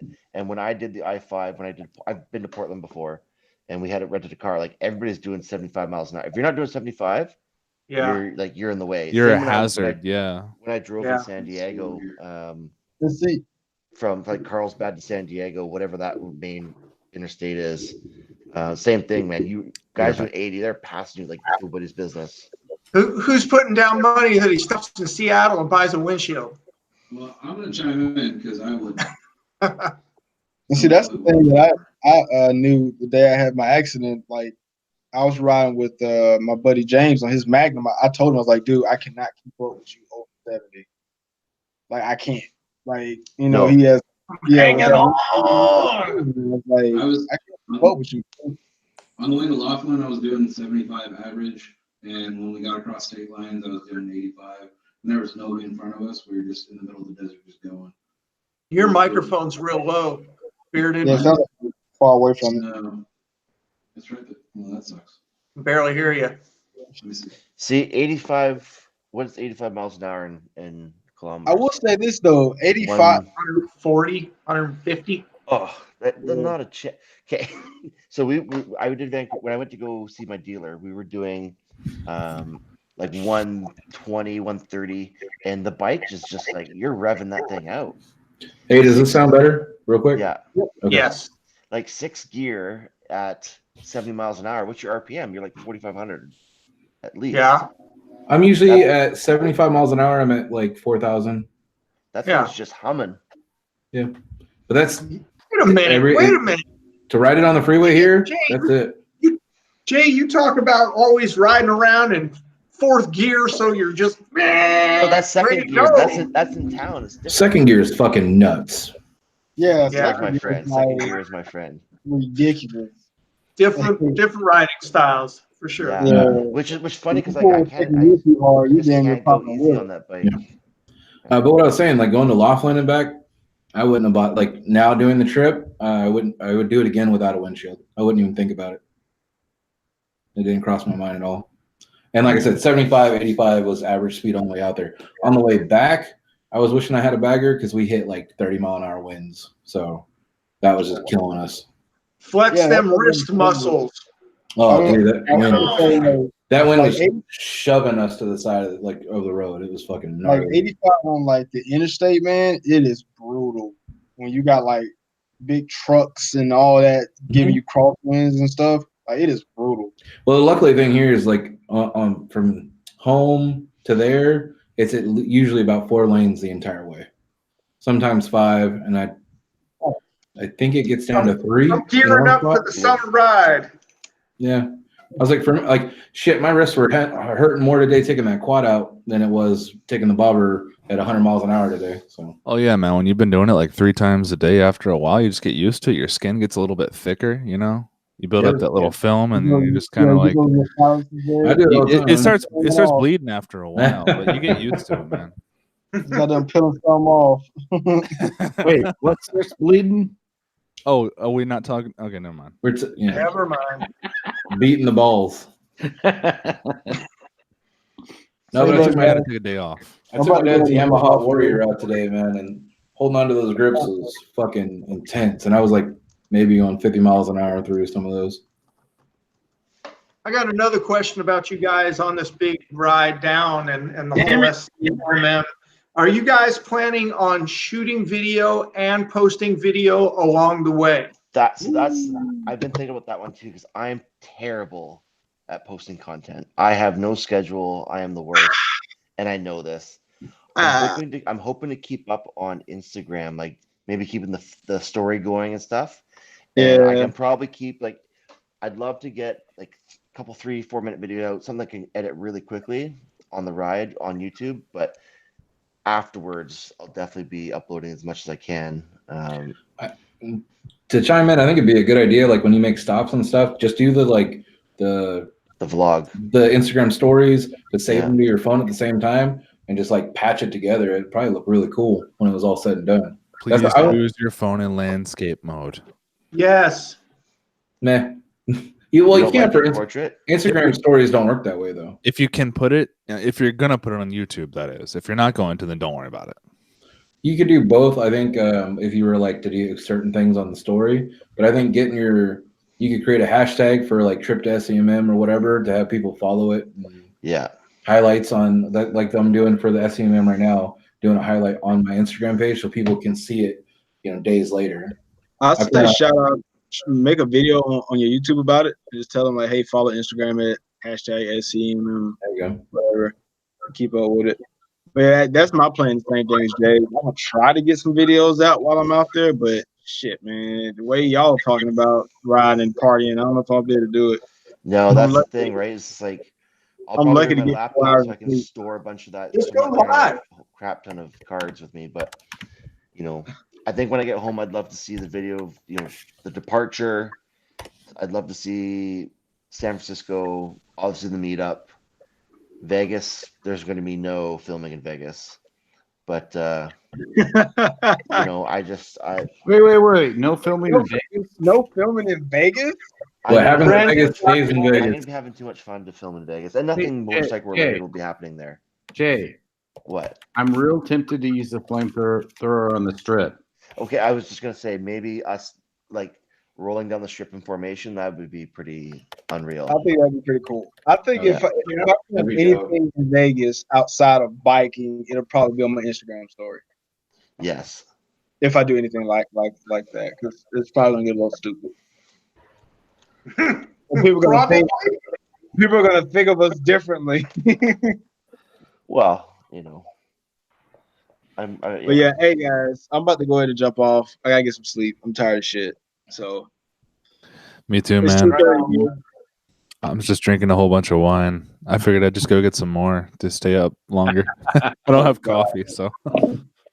I'll probably get up at I gotta get up at 6 o'clock. Oh boy! All right, man, go to bed. Yeah, I'm gonna holler at y'all. Everybody at the chat. Love y'all. Peace.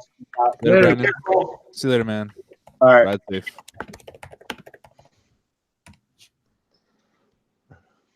The dwindling group. Yeah, it's dwindling. Hey, we're gonna have Daz come in here. It's gonna be all right. We're gonna have him pop in for like 5 seconds and then blur Is out he? and then lose connection. I hope so. I don't know. I'm just saying. Oh yeah, he said he couldn't like even go live on Instagram. Is so he he's- somewhere? Like, what's with his connection? He was saying that earlier. Yeah, I don't remember where he was at. I don't think he ever told us why his connection's so bad. It's probably because his connection's so bad we didn't get to talk. Yeah, right. Fuck that goddamn UK internet. Yeah. Hey, watch your fucking language, man. Oh shit! Yeah, we can get him in. We can get him in jail for saying something on here. You know what's funny is I've cussed in a lot, like most of my videos, and I had one recently that came out and YouTube flagged it before it was even scheduled. It was like a week scheduled out. And they're like, yeah, they're like, this is not appropriate for most advertisers, so it'll have like low monetization. And I was like, just from cursing? I didn't even really cuss in the video. Wow. And there was one thing, it said something about violence and sexual stuff. In one part of the video, it's one of my ones where I'm talking about the beard whipping my neck. And the only thing I can imagine is when I'm sitting there talking about like getting whipped, and I go like, "Oh, I'm getting whipped real good. I like it," you know. And I'm like, "What the fuck is it?" So I told YouTube to like manually review it, and of course they came back with it being okay. But That's funny as shit, though. Yeah, I was like, "What the fuck is this?" So they're more worried about that. When I have one video, I'm like, fuck every other word. It was during Adpocalypse. That's when I finally decided to make the decision to start censoring my curse words, and I did that before I really had any repercussions from it. But it was always in my mind, you know, cursing to me has always been funnier when it's beeped out. So I was like, why not just do that anyway? It doesn't take that much more time per video. I was going to say the only time YouTube's ever blocked me for that same thing is when I put the beep sound in there over the curse. Yeah, and then they tagged me. So I just mute it. I don't even bother with any of that. Well, dude, or just you got way more of a following than I do, so maybe that's writing on the wall for me. Shit, I don't know. I don't even know if it matters. If that matters, it's just the bots, you know. Yeah, I don't know. I was like, I don't want to censor myself too much, so that is one thing I've noticed about YouTube. Like, okay, so one thing I've noticed about Twitch, rather, since I've gone to that platform and started doing stuff there, which I do intend to start doing actual live motorcycling videos there. But they're way more lenient on stuff like that, like cursing, on copyrighted music, on anything like that. Like YouTube, I mean, it's understandably so, because on Twitch, once you're offline, it's gone. It's gone forever. Well, unless you save your VODs, and then it's just 2 weeks. After 2 weeks, your videos are gone. But like here, it's like you do one small thing in some random LLC from like Hyderabad can take all of your income from saying that's our music. And it's like, all right, well, I paid to have this music, so I don't know. It's a lot more strict on YouTube than it is live streaming platforms. And it's even gotten worse here in Europe. The Europe, I don't know, whatever their organization is I remember that, yeah. Literally slamming the door on creator content when it comes to, I mean, a radio manufacturer could say, hey, I don't want, this guy using this radio in the background without paying, and then demonetize this video, and it's so stupid. I'm wearing a Nike shirt, can't have a Nike shirt, I mean, it's ridiculous where they're going. I've been trying to figure out a way of maybe just eliminating all music on my channel, because right now I have the same opening song on every single video that I've made in the last 3 years. So what happens if YouTube comes along or the guy who made that song and says, oh, you know what, I don't want this licensing anymore. Now every video I've got's been demonetized. And I'm literally watching this happen to some people that are, have bigger channels that are, they're not using YouTube music, but they're bigger channels, so people are going after them because they know they got money to steal from them. But maybe I'm thinking about not having any music on my channel at all for any reason, Well, I mean, if you do what I do, I have a service that that Bicasso uses sometimes, I think, called Epidemic Sound. That's what I use. Oh, you use it? Yeah, it's a great service. I mean, it's you essentially pay for a Netflix subscription per month to use it, but I love the fact that if you cancel for them for any time, none of the videos that you use their music on before will ever get flagged. I looked into that, but I didn't find any music I particularly cared for. But I didn't look into it that deeply, to be honest with you. Yeah, it takes. I go down wormholes on that shit, man. Oh, really? I got like 8 playlists and like what mood I'm in, and I just throw them and make them, and I'll sit there for like 2 hours just listening to different clips. I'm bad about that. I need to look into their stuff more, because I found like maybe like 10 songs for a certain thing, and that's all I'll ever use. I don't use a lot of their music, to be honest. Like I mean, I use their music a lot more on Twitch than I do for YouTube stuff, because most of my videos are motovlogs, and I don't like putting music over motovlogs. But on stuff like where I'm changing oil, I use a lot of music in that. So like anything that's off the bike. The end of my videos, I always do like the 20 seconds with the last like image. So I'll go on there and put in, because you can put in like what type of music and a 30-second clip. So that way, because it's only 20 seconds, and I'll take that clip, see what it sounds like, and throw it on the end, because I like to change that one every single time. I was the same way, and then it got to the point where I was like, fuck this, I want this, I want to be done. Well, it's like that, and then like my Laughlin video, I was able to use a bunch of music for that one, but other than that, I only use it for certain clips, like seconds in the video, and that's it. Yeah, and it's just like, for me in my editing process, it's kind of like I look at it versus time, how much more time I'm spending on this video versus how much more benefit I'm getting from having that music there. And for me, I'm usually like, I am trying so damn hard to get on the 3x3. Do you know what that is? Where you guys film 3 things and then you edit 3 things and then you set a release schedule for 3 things. I'm trying so hard to get on there, but I'm so bad at time management between all the other stuff I have to do that it's like, it's usually crunch time. My release day is Friday morning at 6 a.m. on the East Coast of the United States. And when I have a video to put out, I'm working probably about 4 to 5 hours before that video's release is done. So I'm just like, I need to get this out. I need to get it out.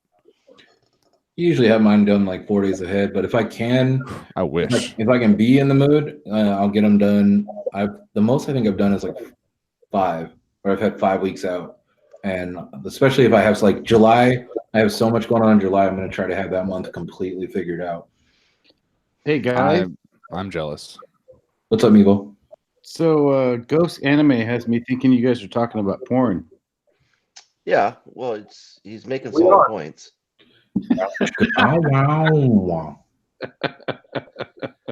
You gotta have bad jazz in there, dude. You know, get the funk. Whoa, I misread jazz. Real. I had to read that again. Did it have some action? I'm like, What? with what? Oh. Could we define good jazz?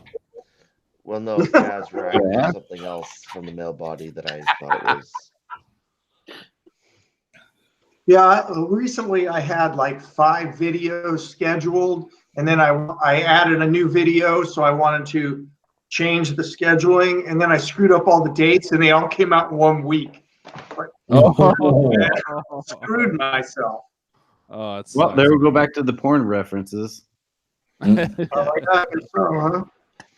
Yeah, man. I think the most I've ever been out is 1 week where I've had content just ready to go. Okay, I got a video for this week. Now I got a video for that week. And then I was like, I rested on my laurels for that week. I was like, finally, a fucking week where I can actually just chill. And then I just did nothing that entire week and let the fucking video ride. And I was like, all right, back to killing myself every week. And when I did like the demo days, I stocked those up. I have like three more demo videos to do, and well, that are already ready to go. Yeah. And then I think I have like 2 more gear review because I used to set this green screen up with pillars and everything in the house, and so I would do every gear review video I had like 7 to make. So I did them all up that one night since they're quick videos. And then I took everything down. Now I have it permanently set up on the wall. So yeah, I saw you were doing that whole Revzilla setup there, man. Trying to make it. You got your Viking stuff up there. I watched those videos. I was like, oh hell yeah, dude! You got a dedicated green screen setup. I mean, I do too, but it's not for that. But yeah, yeah. No, I have a couple ideas that I want to try, and hopefully they come out halfway of what I want them to. So it'll make it worth it. And then I got these here. Hellastoked got these big ass lights. Oh, nice. They're $35 for the pair, and they work fantastic. Nice. Off Amazon? Right here too. Yes, I think, or eBay. I'll have to look at the link he sent. It's on his video. He made a video about it. My problem is this workspace you're seeing here. On Twitch, you don't see all this right here, but this is like a tower of like game consoles here. But in front of me here is my girlfriend's desk, and she makes jewelry. I've been meaning to start promoting her actually, but she makes jewelry, so she's got a whole workspace over there, and this is just one small office, so I don't have a whole lot of space for a lot of lighting like that. Yeah, I got lucky with the new housing setup, so this space was available, and I was like, I'm taking this shit. It's actually, Brandon's not here now, but I'm gonna move this all stuff to the side, and it'll be like part guest room, part green screen room. That's weird, yeah. Well, it's like it's empty, so I'm just gonna throw a futon or whatever over there when Brandon comes out for Thursday night, and then when my brother comes out for weekends and shit. He'll have a big old green blanket, huh? Yeah, I'm gonna tell my brother. I was like, all right, there's no hanky panky in front of the green screen, so you look like you're doing it in space. Fuck. Have you guys ever seen New Girl? Is that the one with girl from a scary movie? New Girl. What is that? Have you seen Yes Man with Jim Carrey? I saw it when I was a kid. It's not that old. How old? It's like 10 years old, man. Yes Man? Yeah, I was a kid then. How old are you? Well, hang on now. He's all nervous. I'm not fucking telling you guys shit. Yeah, I was 19 then. Barely hit puberty. Basically. You're 29? Came out in 2008, so it's 11 Yeah, years. I'm turning 30 this December. Oh, okay. That's not that far off. I didn't think it. Yeah, I'm right. It's like 11 years now. So I was. Green screen equals amateur porn in space. I saw that. Yeah, they so in New Girl they have the tablet and they like sex each other, and he'll have like space backgrounds and different shit. So he's got a green screen set up in his closet, and it's like little tight area. And you go to Party City and buy an astronaut costume with a hole in the front. Oh, he goes through and he goes, "What costume do you want? What background do you want?" And he's sliding on his tablet. It's funny as shit. Nice. I need to see Yes Man again. I heard that was really fucking funny. I saw a scene from them. Oh, it's great. And somebody else is popping a wheelie on the Ducati towards the end of the movie. So is there? Wow. Whole bunch of Ducatis in fuck, I'm bad with comic book heroes. Deadpool. when I was watching Cobra Kai season 2, and they had a bobber. What is that? I've heard Cobra Kai. What is that show? It's Karate a Kid. sequel. It's a sequel to Karate Kid. Oh, But it's really? YouTube Premium is what it's on. But I bought YouTube TV. And I canceled cable, and I'm using YouTube TV. So they give you their premium shows on there as well. So I fucking binge watched the shit out of it, and I like it a lot. I liked it a lot. Yeah. But they go up to like Big Bear on a bike ride, and they pull up to this bar, and it just shows the normal movie scene. You know, the guys are in the bar, and it just shows the outside of it, and there's a red and black bobber sitting there. Yeah. Real quick before we venture into this anymore, Bearded, you had a list of topics. Are we out of topics, or are we just? The only other one is for future live streams with Indian Motorcycle World, because I was wanting to talk to you guys, and I think if we did it monthly, but we figured it out to even if it was like 4 of us at a time, depending on schedules, of course, the more the merrier. But we could try to get this more as a regular base. Yeah, if we keep doing Saturdays, I mean, I hate to have Chris wake up at 6 in the goddamn morning, but It's all right, man. It's easy. what are you at that age? No, it's just, I mean, that or not do it. I mean, it's not a problem. You know, I was glad to find out that Aussie, it's a normal time for her. Yeah, You know, definitely for her, because I was like, this is the first time she was ever on, and I liked having her on. Yeah. I mean, and it doesn't have, like you said, at least a minimum of 4 people or so. That's great. Doesn't matter who it is. Just Yeah. You know, it's good. It'd be nice if Meatball showed his face, but you know. I think that his whole helmet thing is actually kind of cool too, though. His mystique. Hey, okay, so sorry, I gotta bring this back up. He's not even here, dude. He's just got his Meatball logo. He's not even there. So, fuck that guy. Oh shit! Oh no, he's here. Okay, cool. Well, I was gonna say, Meatball. We're talking about the masked motorcyclists here. On Twitch, do you guys know Arson Rides? Yeah. Well, I mean, I saw him at SEM last year, but that's right. You went there. I didn't actually get to meet him and go to the party afterwards like Meatball did, though. Well, yeah, he gave me a nice hug. Aw. Yeah, he's sweet. Arson and fucking Baker are hilarious as shit. But Arson does Twitch. I'm on his Twitch channel every time I see him on. He's got the new Streamlabs mask feature where they superimpose like a 3D model over your face or body. He's got like the Arson Rides, like the Rancid. Wow, is it Rancid, the band that he has the mask logo on his helmet? He's got the right? What is it? Am I wrong? I don't know. Hold on. I'm pretty sure it's Rancid. I'm gonna look. Old punk band.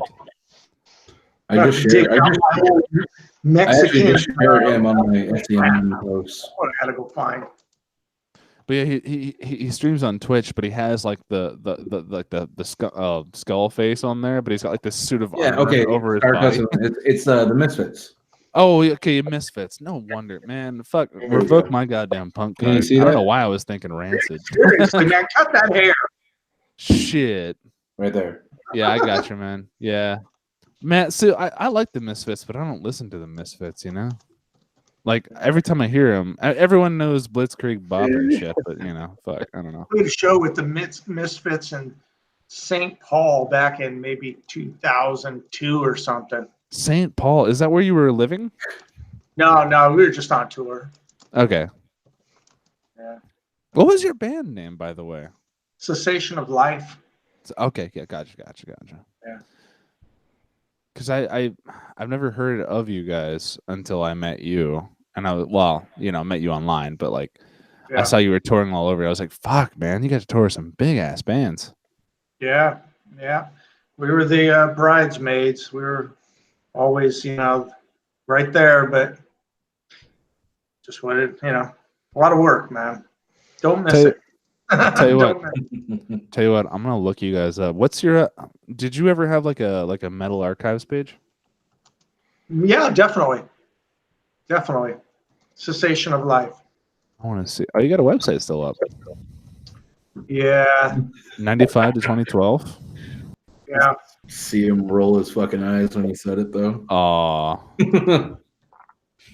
was like, do we? Well, I'm not gonna. Touring before websites were popular, though. We toured ourselves to death, man. Hey, when did you start? That band 1995. started in '95. I started performing in the late '80s.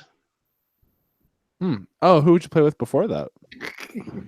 Various bands, just various Let's bands. delve into this. Say what? I said, let's delve into this. Right. Yeah, what do you want to know? I was going to say, what? Wait, hang on. Never mind. I was reading the New Girl Wikipedia page. Yeah, that's not me. I saw something with Zoe Deschanel. I was like, what did you guys do? Okay, so you got three top albums listed on. This is Last FM. I didn't know Last FM was still a website. I don't know. I'm gonna listen to this later. I'm gonna keep this tab up. Meatball, are you laughing at the fucking chat or what? Yeah. I planted babies in college. You I'm an plant- hour away from the mountains, and we got some weird air currents that make the Werath messed up. It's late. The liquor's kicking in. Yeah, right. Maybe. Yeah, I'm sorry. I've been criminally neglecting chat tonight. Arson grabs my ass. What? Did I miss? I missed that one. Where's that one? Yeah, where is that one? That's Chuckster like That's Chuckster, yeah. 10 comments ago. Oh, yep, there it is. Yeah, I got the whole like long ass window going all to the top. So I have like a small one, but I've been keeping up with it because there's people. You say shit, and I have to approve it. hang on. I was trying to do it because they have this whole like, yeah, Meatball, I left yours earlier. That's cool. Guess what? I don't have to approve yours. Okay, yeah, I had to ask because we were on it. Just so the chat knows, they're saying shit over and over again. I'm not. Yours is 3 fucking times on there. There's Chuckster now. I got a list of just like hidden. This message is held for review. This message is held for review. I will actually get a hold of Dan soon. We got a question of if we're going to try to get Dan on the live stream. He was on a live stream recently with. Oh, it's you, man. I never know how to pronounce your name, but I've seen you in the last live stream that I was on. Okay. But I'm going to message him because I also want to message to see if he's going to come out for if he's down to come out for SEMM. Yeah, this dude with like the I'm sorry. He's from. I assume you're from Thailand, Vietnam. Okay, I was thinking Thailand. If I've seen you in my videos as well, so shout out to you, man. Appreciate you coming by. Fuck your review. Lay. It made it. Lay. Kakan lay. Kakan lay. That's what I was. I don't know. I was like, yeah, full pen. I'm gonna try, but I was like, with his new schedule and how crazy his shit's getting, who knows? It'd be cool because especially with all the Indians taking over as it is, it'd be bitching. I think if I've counted right, there's gonna be like 12 or more Indians there. I mean, if they keep this shit up with the motor and this, they're gonna do well. My concern is the fact that not only do they have the FTR 1200, but now they have this Raptor engine. Yeah, a lot of new engines at once. There's a lot of potential to go wrong. Like if I'm gonna get a new bike after my Scout, I'm probably gonna wait a couple of model years. Yeah, I think they've actually been working on this one. Like especially they're going through stuff, but if Victory was doing their job, which they did great on a lot of stuff, I think it won't be as bad as just a flat new platform. If that makes sense. If I'm making sense. Well, it took them like it's kind of funny how the Scout developed because the Scout motor, the Octane. Yeah, the Octane, but the Octane / Scout, it didn't really change at all. It kind of stayed the same. It was everything else about the bike. The biggest problem I've always heard was the suspension, and that's the only thing that they need to fix. So Indian's got a good history of not having shitty engines right off the bat, so that's good. I did quite like that Thunderstroke. Like when it was the power deliveries, you feel quite a bit different than the Harleys. Like it's even like Brandon, who comes from a 18 Road Glide, he was like, he doesn't think he'd trade for the Indian, But he says that if he could had the money, he would definitely buy it as a second bike. For Chieftain. which one? The Chieftain? He was on a road glide. He rides a road glide. You see, I see a lot of people when they say they're on road glide that they won't go to anything else, which I rode the Sport Glide and the road glide like pretty much back to back, and I didn't notice that much of a difference. Yeah. I like the Sport Glide setup better. He loved the engine. He says the power delivery is just so much more smooth and on it on Thunderstroke. Which I don't know. That's what he said, but I mean, is his a 107 or 107? Yeah. Okay. I was like, I rode the 114 and the 117, and the 117 felt just like the 116 in sport. Yeah. And they rode really good. I was like, I like the 114. It's a nice motor. Yeah, and I was like, when I rode them, I was like, I don't know why people are really like that. We've talked about this like in every live stream, and there's the Harley guys that ruin it. But other than that, Harley themselves, the bikes that I rode they're fucking great. Like they're riding just as good. I prefer Indians more. There's little things that they do different that I like a little bit more, but some of the paint schemes and the new motors that Harley have, and those CVOs, way fucking overpriced. But, CVOs are nuts. But the finish on them is fantastic. They're gorgeous fucking bike. But for $46,000 or $42,000 to $46,000, fuck out of here. I'll buy a used Porsche 911, dude. Yeah. Like whoever's running the paint shop over at Harley-Davidson, that guy needs a beer. The paint jobs on Harley-Davidson are mind-bending. These are gorgeous. They're not custom jobs. They're factory paint jobs that are as good as any custom shop could do. It's incredible. Yeah, no, they're fucking gorgeous. And that's the only thing that I can honestly say pisses me off about Indian is they putting out their elite bikes, and for the Roadmasters, they're beautiful paint jobs, but they hold them up as like the highest regard when it's like, okay, it's really nice, but you're adding on all this extra money for like what? Paint is stupid. Bedline my shit. The guy who doesn't wash his bike. Oh God. Dude. Yeah. He doesn't have to worry about it no more. I don't want to fucking worry about paint. Just Raptor line my goddamn Raptor. That's all I want. Full pin, like you say, like the same thing that I always say. Like I don't care what you ride as long as you're cool and you ride. Like that's it. Yep. That's all that matters. Absolutely. Just don't be a fucking dick about it. Imagine being a prick over something you spent a whole bunch of money over. Like it's like that's just by proxy being those people who just like I don't even know, man. It's like the biggest ones that get me like are all the guys like the Harley guys that are like, and you can see them in the comments saying don't compare the Scout 60 to the Sportster because the Scout 60 is a girl bike, and I'm like, Sportster is a girl bike. The Scout 60 destroys almost every Sportster out there that comes factory, if not all of them. Last time I looked at the stats. Let me just approach that though, because what is a fucking girl bike, man? It's just like Bombshell. She took out the Springfield and she felt fantastic on it, and that's a fucking 111 cubic inch bike, like, and she's been riding for a year. Fucking Aussie, I think would argue what a girl. Yeah, exactly. Yeah, but by the same definition, the Scout's a girl bike, right? Low to the ground, like easy to ride. Just fuck it. I love girl bikes, man. They go fast. Yeah. I don't know what a girl's bike is. I think that's stupid. I don't know either. Yeah, it's a dumb notion. Yeah. It's anything less than a Harley. I don't know. Anything than a bagger, essentially. It's anything for, a guy above the age of 50 who religiously religiously chants no replacement for displacement. It's those guys. It's the guys that get naked after 2 Bahama Mamas at Applebee's. Hey, and start getting fights. It's a Disaronno sour, but it's still a show. And let me tell you, I can't wait to be that guy. It's a mojito, by the way. What was that?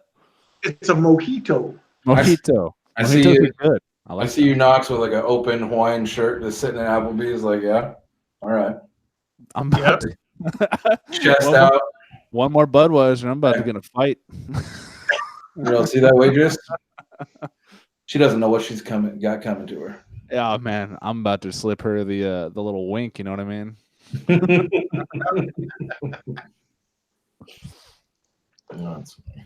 I might be giving her a 20% tip tonight.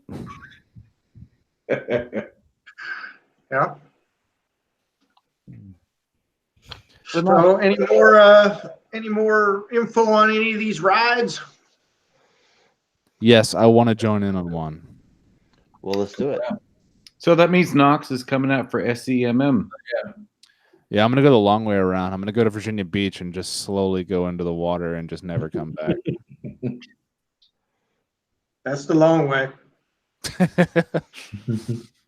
Yeah, I don't know, man. It's the United States is so big. It's just like me getting to SCMM is really just a matter of a plane ticket, like Bicasso's doing. And I ain't got the kind of money right now, and I'm short-staffed at work. Like literally, my job right now is a 4-man job, and we were 3 people, and then we had to lay a guy off. So I'm capped out on vacation time. I can absolutely do it if I had vacation time. If vacation time was the effort, then that's fine. Budget is another thing, but like it's just the need to keep my job going. You know what I mean? That's kind of my thing.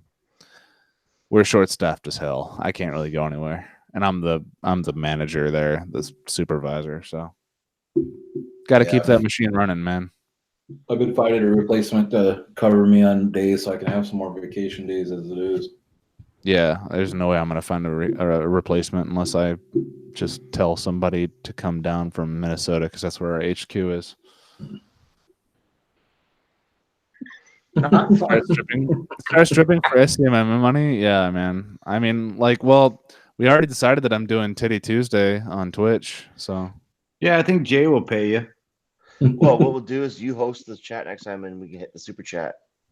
Well, actually, I've been looking like I've been half-assedly looking all day for a way for me to like. Wait.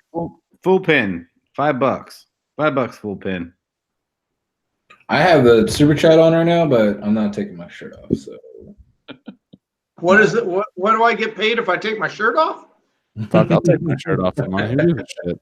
I mean, it's gonna go straight to bearded, so I'm doing it for free, really. He's our pimp.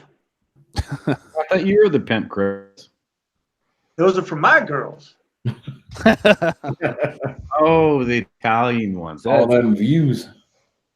Yeah. But I think if you plan something for next year, like it could be doable. Whether it's SEMM or something more central, right? Like I don't know what. But yeah. Well, there's a group of motovloggers from like South and North Carolina. I got a buddy who may or not be watching right now. He's probably not because it's so damn late over here on the East Coast. But Matthew Williams, he's a fucking awesome guy. He used to do a lot of Honda big cruiser motovlogging, but he's trying to organize a meetup in somewhere like western North Carolina where it meets with the line of Virginia. And he well, I don't know if it's a meetup, but he does a meetup there, and I need to do some of that because I've never done a meetup before, and I really want to. I think who's doing one out that way? Like Christopher Lawson. Yes, thank you. I was like, they got one going on. There was one in Arkansas right now, then Florida. I mean, not like right next to you, but still way closer than fucking California. Yeah, definitely. I'm hoping to get up to Dazzle. I'm kind of just. I got a buddy of mine that I've ridden with that we did the 3,000 miles with last year, and he went to the island of Ischia with us. And we're going to ride to southern France in July, beginning of July, and then he's going to go back to Italy, and I'm just going to keep going north. I have no plan or destination or anything, but if the money holds out, I'll keep going north and hopefully meet up with Dazzle in the UK. That'd be cool. That's what I definitely want to do. And, I want to go all over Europe, man. The problem is, it's just Europe's, man. It's like their laws are just kind of crazy. I'd be afraid to ride an American bike through there. the only things that I've noticed that you got to do is some countries you have to get a thing called a vignette, which is it's a prepaid sticker that goes on the biker car, and that pays for your road tax if you're driving through their country. So I got to get a vignette for Switzerland, but plan is ride the length of Italy, France, hopefully get up into the UK, then come south through Holland and Switzerland, maybe into Germany, I don't know, and then obviously the length of Italy home. So that's like 4,000, 4,500 miles. That's the goal for this summer. Wow. Maybe a month and a half. Nuts. We'll see. What do you have for mileage on your bike now? 15,000. Yeah. 15,000. That's where your Scout's at. Yeah. Wow. You are 3 times my current mileage. I hit about 6,000 recently. I'm at like 90. What year is your bike? What's up? What year is your bike? 2017.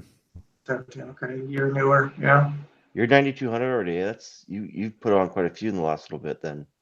Who, me? Bearded, yeah. Is it like 95, 60 or some bullshit? I just bought the oil change kit. I'm gonna do that hopefully tomorrow. But yeah, I'm gonna do oil change tomorrow too. Might do it live.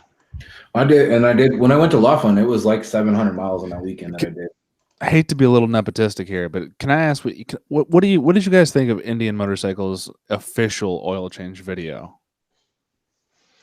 Yeah, I watched it. It's clinical. I disagree. I thought it was very, very lacking on details. Really? That's why I made my video with the oil change video. That's why I made all the fucking details split up, because I noticed when I was watching their video, I was like, they didn't tell you what tools you needed, what size, what you needed to do, and all that. And to me, it seemed like, I've changed oil in plenty of vehicles already before the Scout, and it was like, okay, this is just a guide on how oil is changed.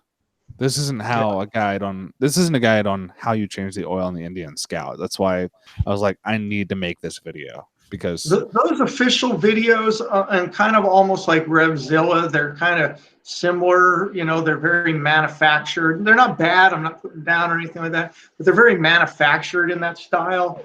And I agree. It's better. I prefer to watch a guy changing his oil who says, "Hey, you need a 5mm Allen socket here," and oh shit, I spilled oil all over the goddamn place because I couldn't get I didn't have the tool to take the oil filter off. You got to get the tool, Yeah. So I would have never known to get the tool. Thanks, Outback Outlaw, man. I appreciate that.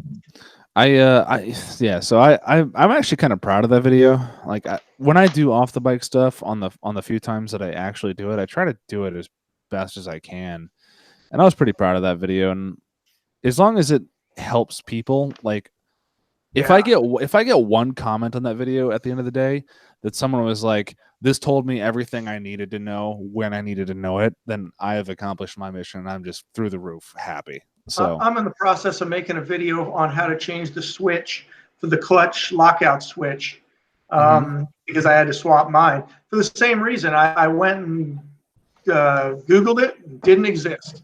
So it's like, okay, well, I got to make it because somebody out there is going to have the same problem. It's got to be done. Yeah.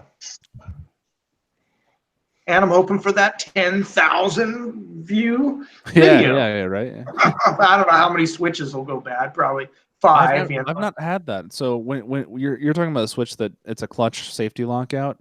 That's on every Suzuki motorcycle. Every Suzuki motorcycle has that. Yeah.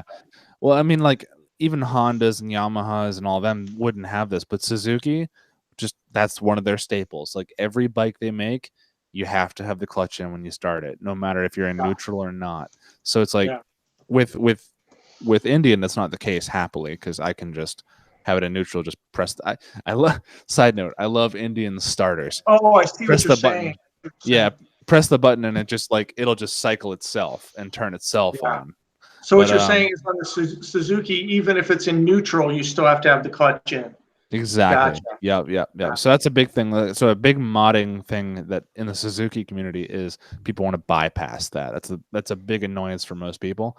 I never personally found it a very problematic thing for me. Like I never cared about it because it's a safety precaution. That's really all it is. And hell, it's just one more fucking arm or hand push up you're doing. So whatever. But like some people would do that and they would mess with the wiring, and that's a legit thing that everybody on Craigslist has to worry about when buying a Suzuki bike is, has this bike been dicked with? But so I've been seeing a lot of videos on different bike models on just how to do that. And it's like, that's how you chase this thing on YouTube.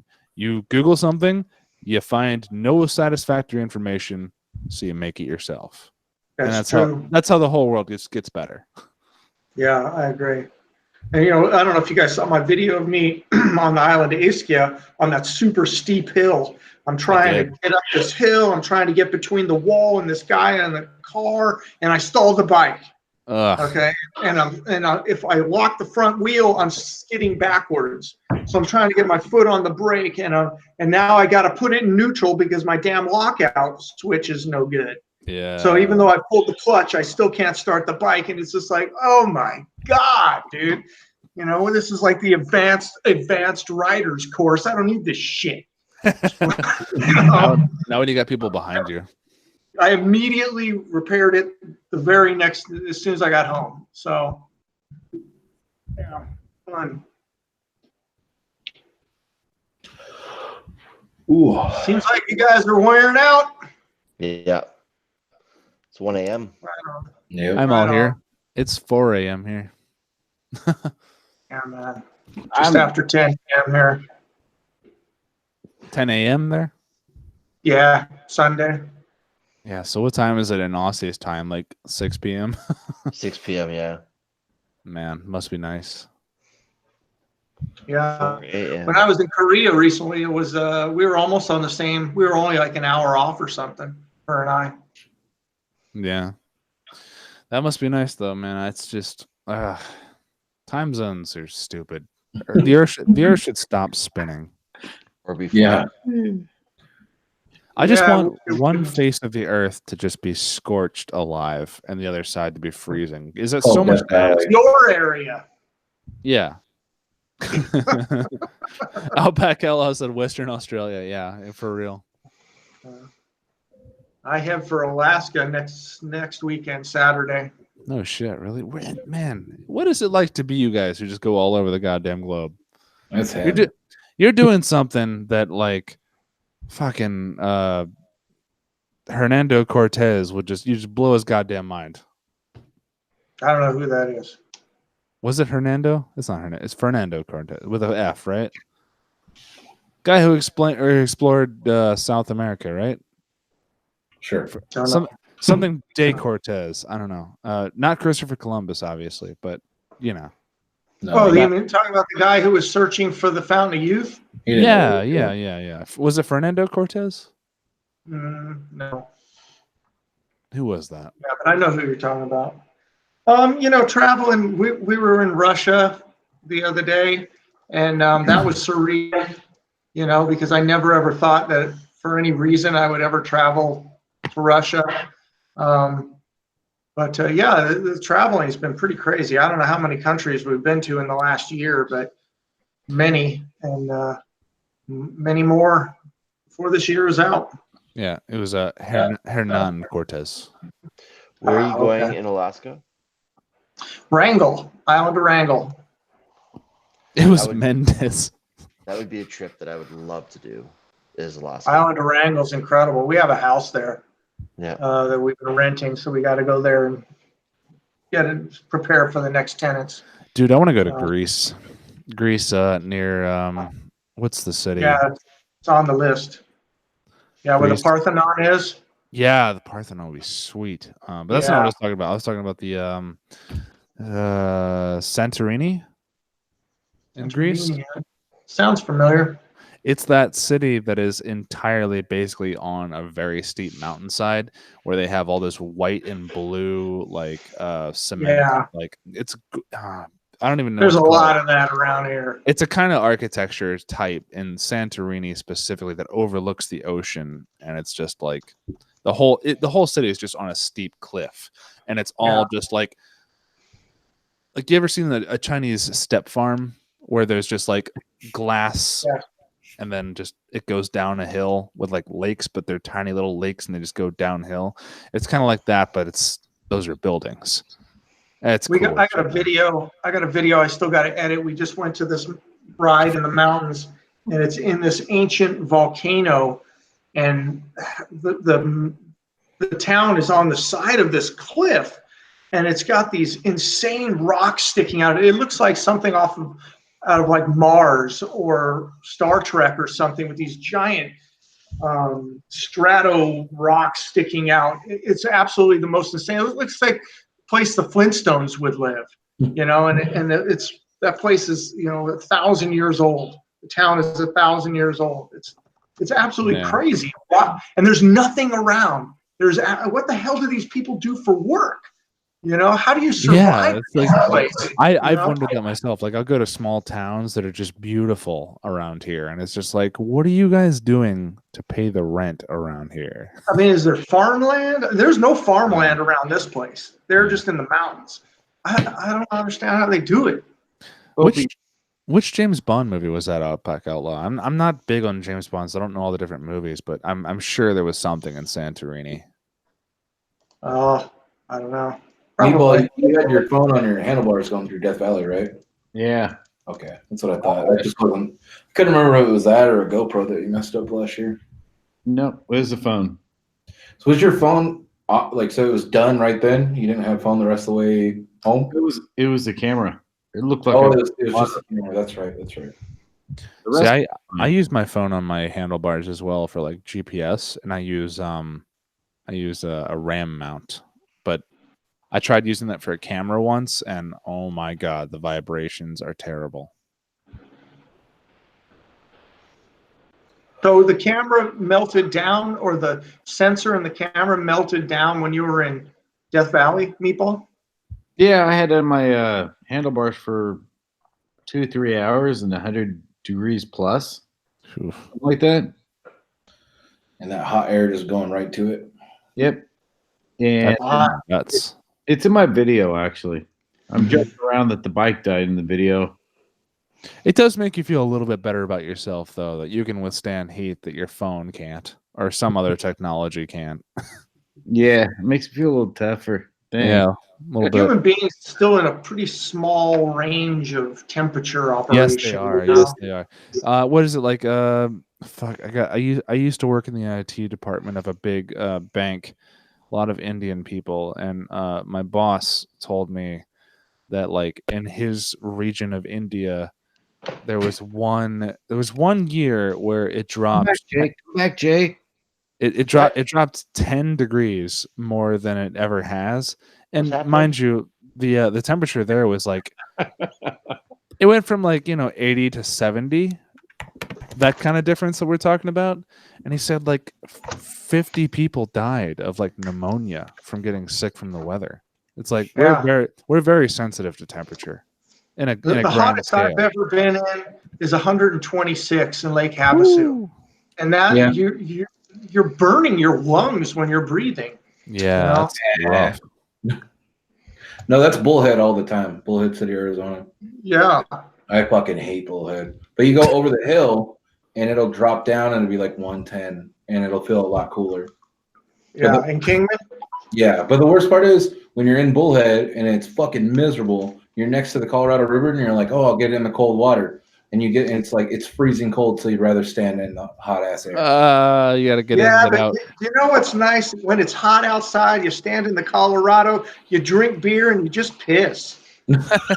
just stand, drink, and piss, man. I used to have this lifted Cadillac Escalade, and I backed that thing down and put the back wheels in the river. My cooler's right there. Just stand and drink and piss for hours. I don't know why. I'm not drinking what's downstream, so I don't care. Marca. I can't picture you driving a lifted Escalade. I'll send you guys a picture of the Escalade, man. That thing was wicked. Did you say lifted Escalade? Yeah, man, roof rack with Hellas on top, man. That thing was badass. Was like Built by ITX. Race Car Development in San Diego, man. That thing was Cowhide very seats and shit. ready. Huh? Cowhide seats and everything. No, full leather interior. Khan says it was 110 there in yeah. Vietnam yesterday. It was Too much. people were boiling eggs on the road. Shit. Yeah, they have a thing in like a few spots, egg fried ride or something like that. I can't remember what it's called. I have to look it up. I just saw a flyer for Put your meatballs right on the side of the road. it. What? Don't need the flamethrowers. Cook your meatballs right on the side of the road. No, Also, don't throw them on the side of the they're- road. They're talking about the new DJI camera in chat. Talking Yeah. about the mic adapter costs less than the mic adapter for GoPro. Okay, listen, DJI, if you're watching, fucking quit it with the mic adapters. I just want to plug straight into my goddamn camera. What is up with that? Well, a lot of times, I watched a review on that DJI, and they gave it high marks. I I love was bummed I bought the 7. my little pocket thing has been badass. I have the full size Osmo. The thing's amazing, but their little action camera, it's got a front Yeah. screen on it. Man, that thing looks good. $349, so it's cheaper than the 7. Well, 7. Yeah, about $50. Yeah, unless you trade in one or whatever. I'm just happy GoPro has a real competitor now because fuck. Yeah. Man. I agree. Everybody needs that, and that's what when people talk shit about Indian coming around and Polaris and everything, I'm like, it's good for your Harleys. Like this will make everybody drive towards something. Agreed. Yeah. I don't know. If you guys ever Well, watched- Harley had a real bad like artificial monopoly the entire time the shovel head was in production. Because it was them and someone else. It was like AMF Harley lobbying the government to put severe tariffs on Japanese import motorcycles, as well as British ones, I think. But essentially, it was like, this is the reason for the first years the Suzuki Intruder, my bike, was in the United States. It was a 750 only. They only had the 750. And then once the few years in the mid to about middle 90s, the tariffs lifted and the restrictions came out so that they could start putting in. They made the 750 and 800, and then they also brought in the 1400. So it was like, for the longest time, Harley had no competition because they weren't allowed to. It's like the chicken tax with Japanese trucks coming in. There's a heavy tax on import trucks, so it's like Harley just sat on their shit covered laurels, and like everyone knows, like unless you put like there's a magneto upgrade for the shovel head, and then there's like an intake or something, and there's like a separate carburetor. The shovel head is kind of dog shit from the factory because they were just allowed to have it that way. Was That whole era. When I did the FX DR review video, I was like, okay, Harley, I see why you've been on top for a while, or you've been number one. I was like, because you were the only one. Yeah, exactly. And I don't know if you guys watched wrestling as kids, but in the 90s, WWF, WWE, whatever, and WCW were head to head, and it was some of the best stuff they had ever put out. Fucking But as Vince soon as- McMahon, man. Yeah, WCW fucking tanked because they are not good business people. And when Vince bought it, he had no competition. So it just went downhill. Agreed. And it became this PG fucking the shit there is now. But now that they're getting a little bit more competition, there's other shit going on. Well, it's But you also almost MMA now. Yeah, and they've been working with them. I was like, one of my roommates is like really into it. But in the 90s, I was, because Attitude Era and Stone Cold. Me I don't give too. a shit. Oh, Attitude It Era. is it was the shit, and that's why I still like The Rock right now, because he's still, Yeah, man. he's Rock's still awesome. got that personality. But business wise, WCW and all the crazy shit they were doing made WWE step up. Like Competition is good. Always good. they were a little dirty. Like Eric Bischoff, they would, on Nitro was live and Raw was recorded.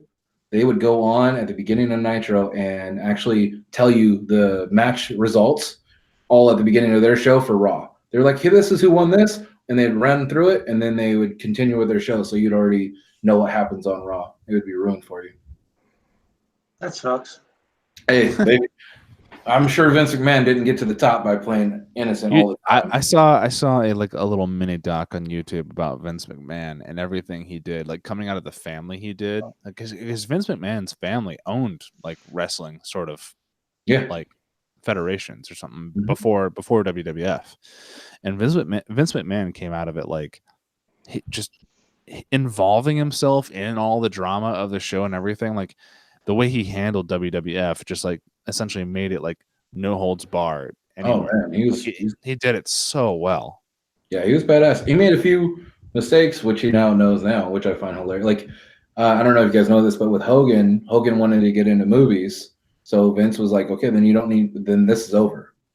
Like, you know, like he didn't want him to keep being part of WWF if he wants to go do fucking movies. They were trying. I think they're really just trying to keep the like wrestling's real, you know. Yeah. And he went and did movies, and then went to WCW, and I find it hilarious now because now they're entertainment and they own movie productions and studios and all the bullshit. Yeah. But like, once you lose that competition, then you don't have to work for it. Yeah, absolutely. It's true, man. When I was just in Korea, they have 800 internet service providers there. And they have the fastest internet speeds, the most reliable, because everybody's clamoring to get your business. You know, we have a Magic Jack that we use to call the United States. Have it on our cell phone. Made a phone call to my mom, and she said, "Oh my God, the phone call's so clear. It sounds like you're right here. It sounds so much better than Italy." And there you go. That's the reason. When you have competition, we, the customer, do better. But these corporations, man, that's obviously a whole nother subject, man. It's just stupid. Like you said, Harley-Davidson, they're keeping the competition down, the imports down, so they can make even more money. Well, that's good for their bottom line, but what about the customer? You know? Yeah. I don't know. It's all gonna nip you in the bud later down the line. I agree.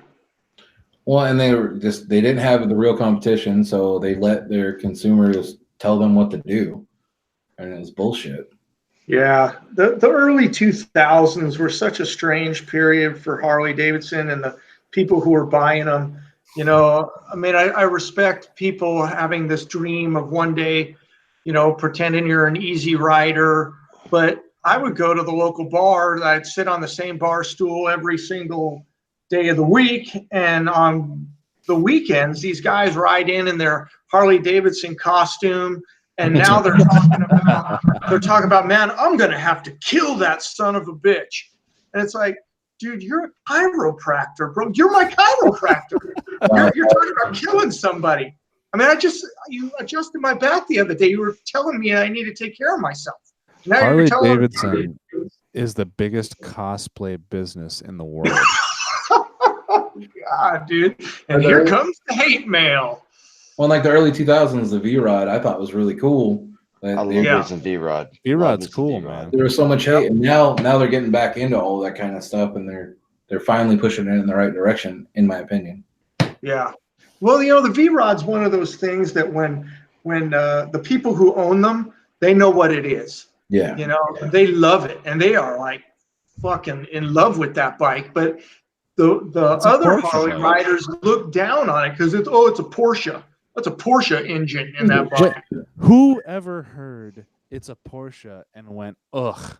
Yeah. Dude, totally. Night Truckster. Truckster's out. He's been with us for a while. Oh, see you, Chuckster, man. Glad you Take care, Chuckster. Thanks for tuning in, bro. We're gonna have to get you on soon, man. I think I'm gonna have to follow Chuckster here as well. It's getting late. Yeah, it's 4:30. Yeah, I agree. Hey, that was fun, guys. Yeah, thanks everybody. That was amazing. Thank you guys. I think this is one of our best ones for like how long we've gone with how many people, and we threw this shit together last second. Yeah, well, like we got that Discord now, man. Yeah. I hope on the next one that Meatball. It's because we had Aussie on. That's why everybody tuned in. What'd you say? It was only because Aussie was here. Meatball Sorry, doesn't talk Jay. as much because. Oh yeah, he was talking way too much. Way too much. Shut the fuck up, Meatball. Yeah, Jesus Christ. Yeah, kiss my ass. Yeah. Kiss his meatball. Yeah, both of them. Oh God.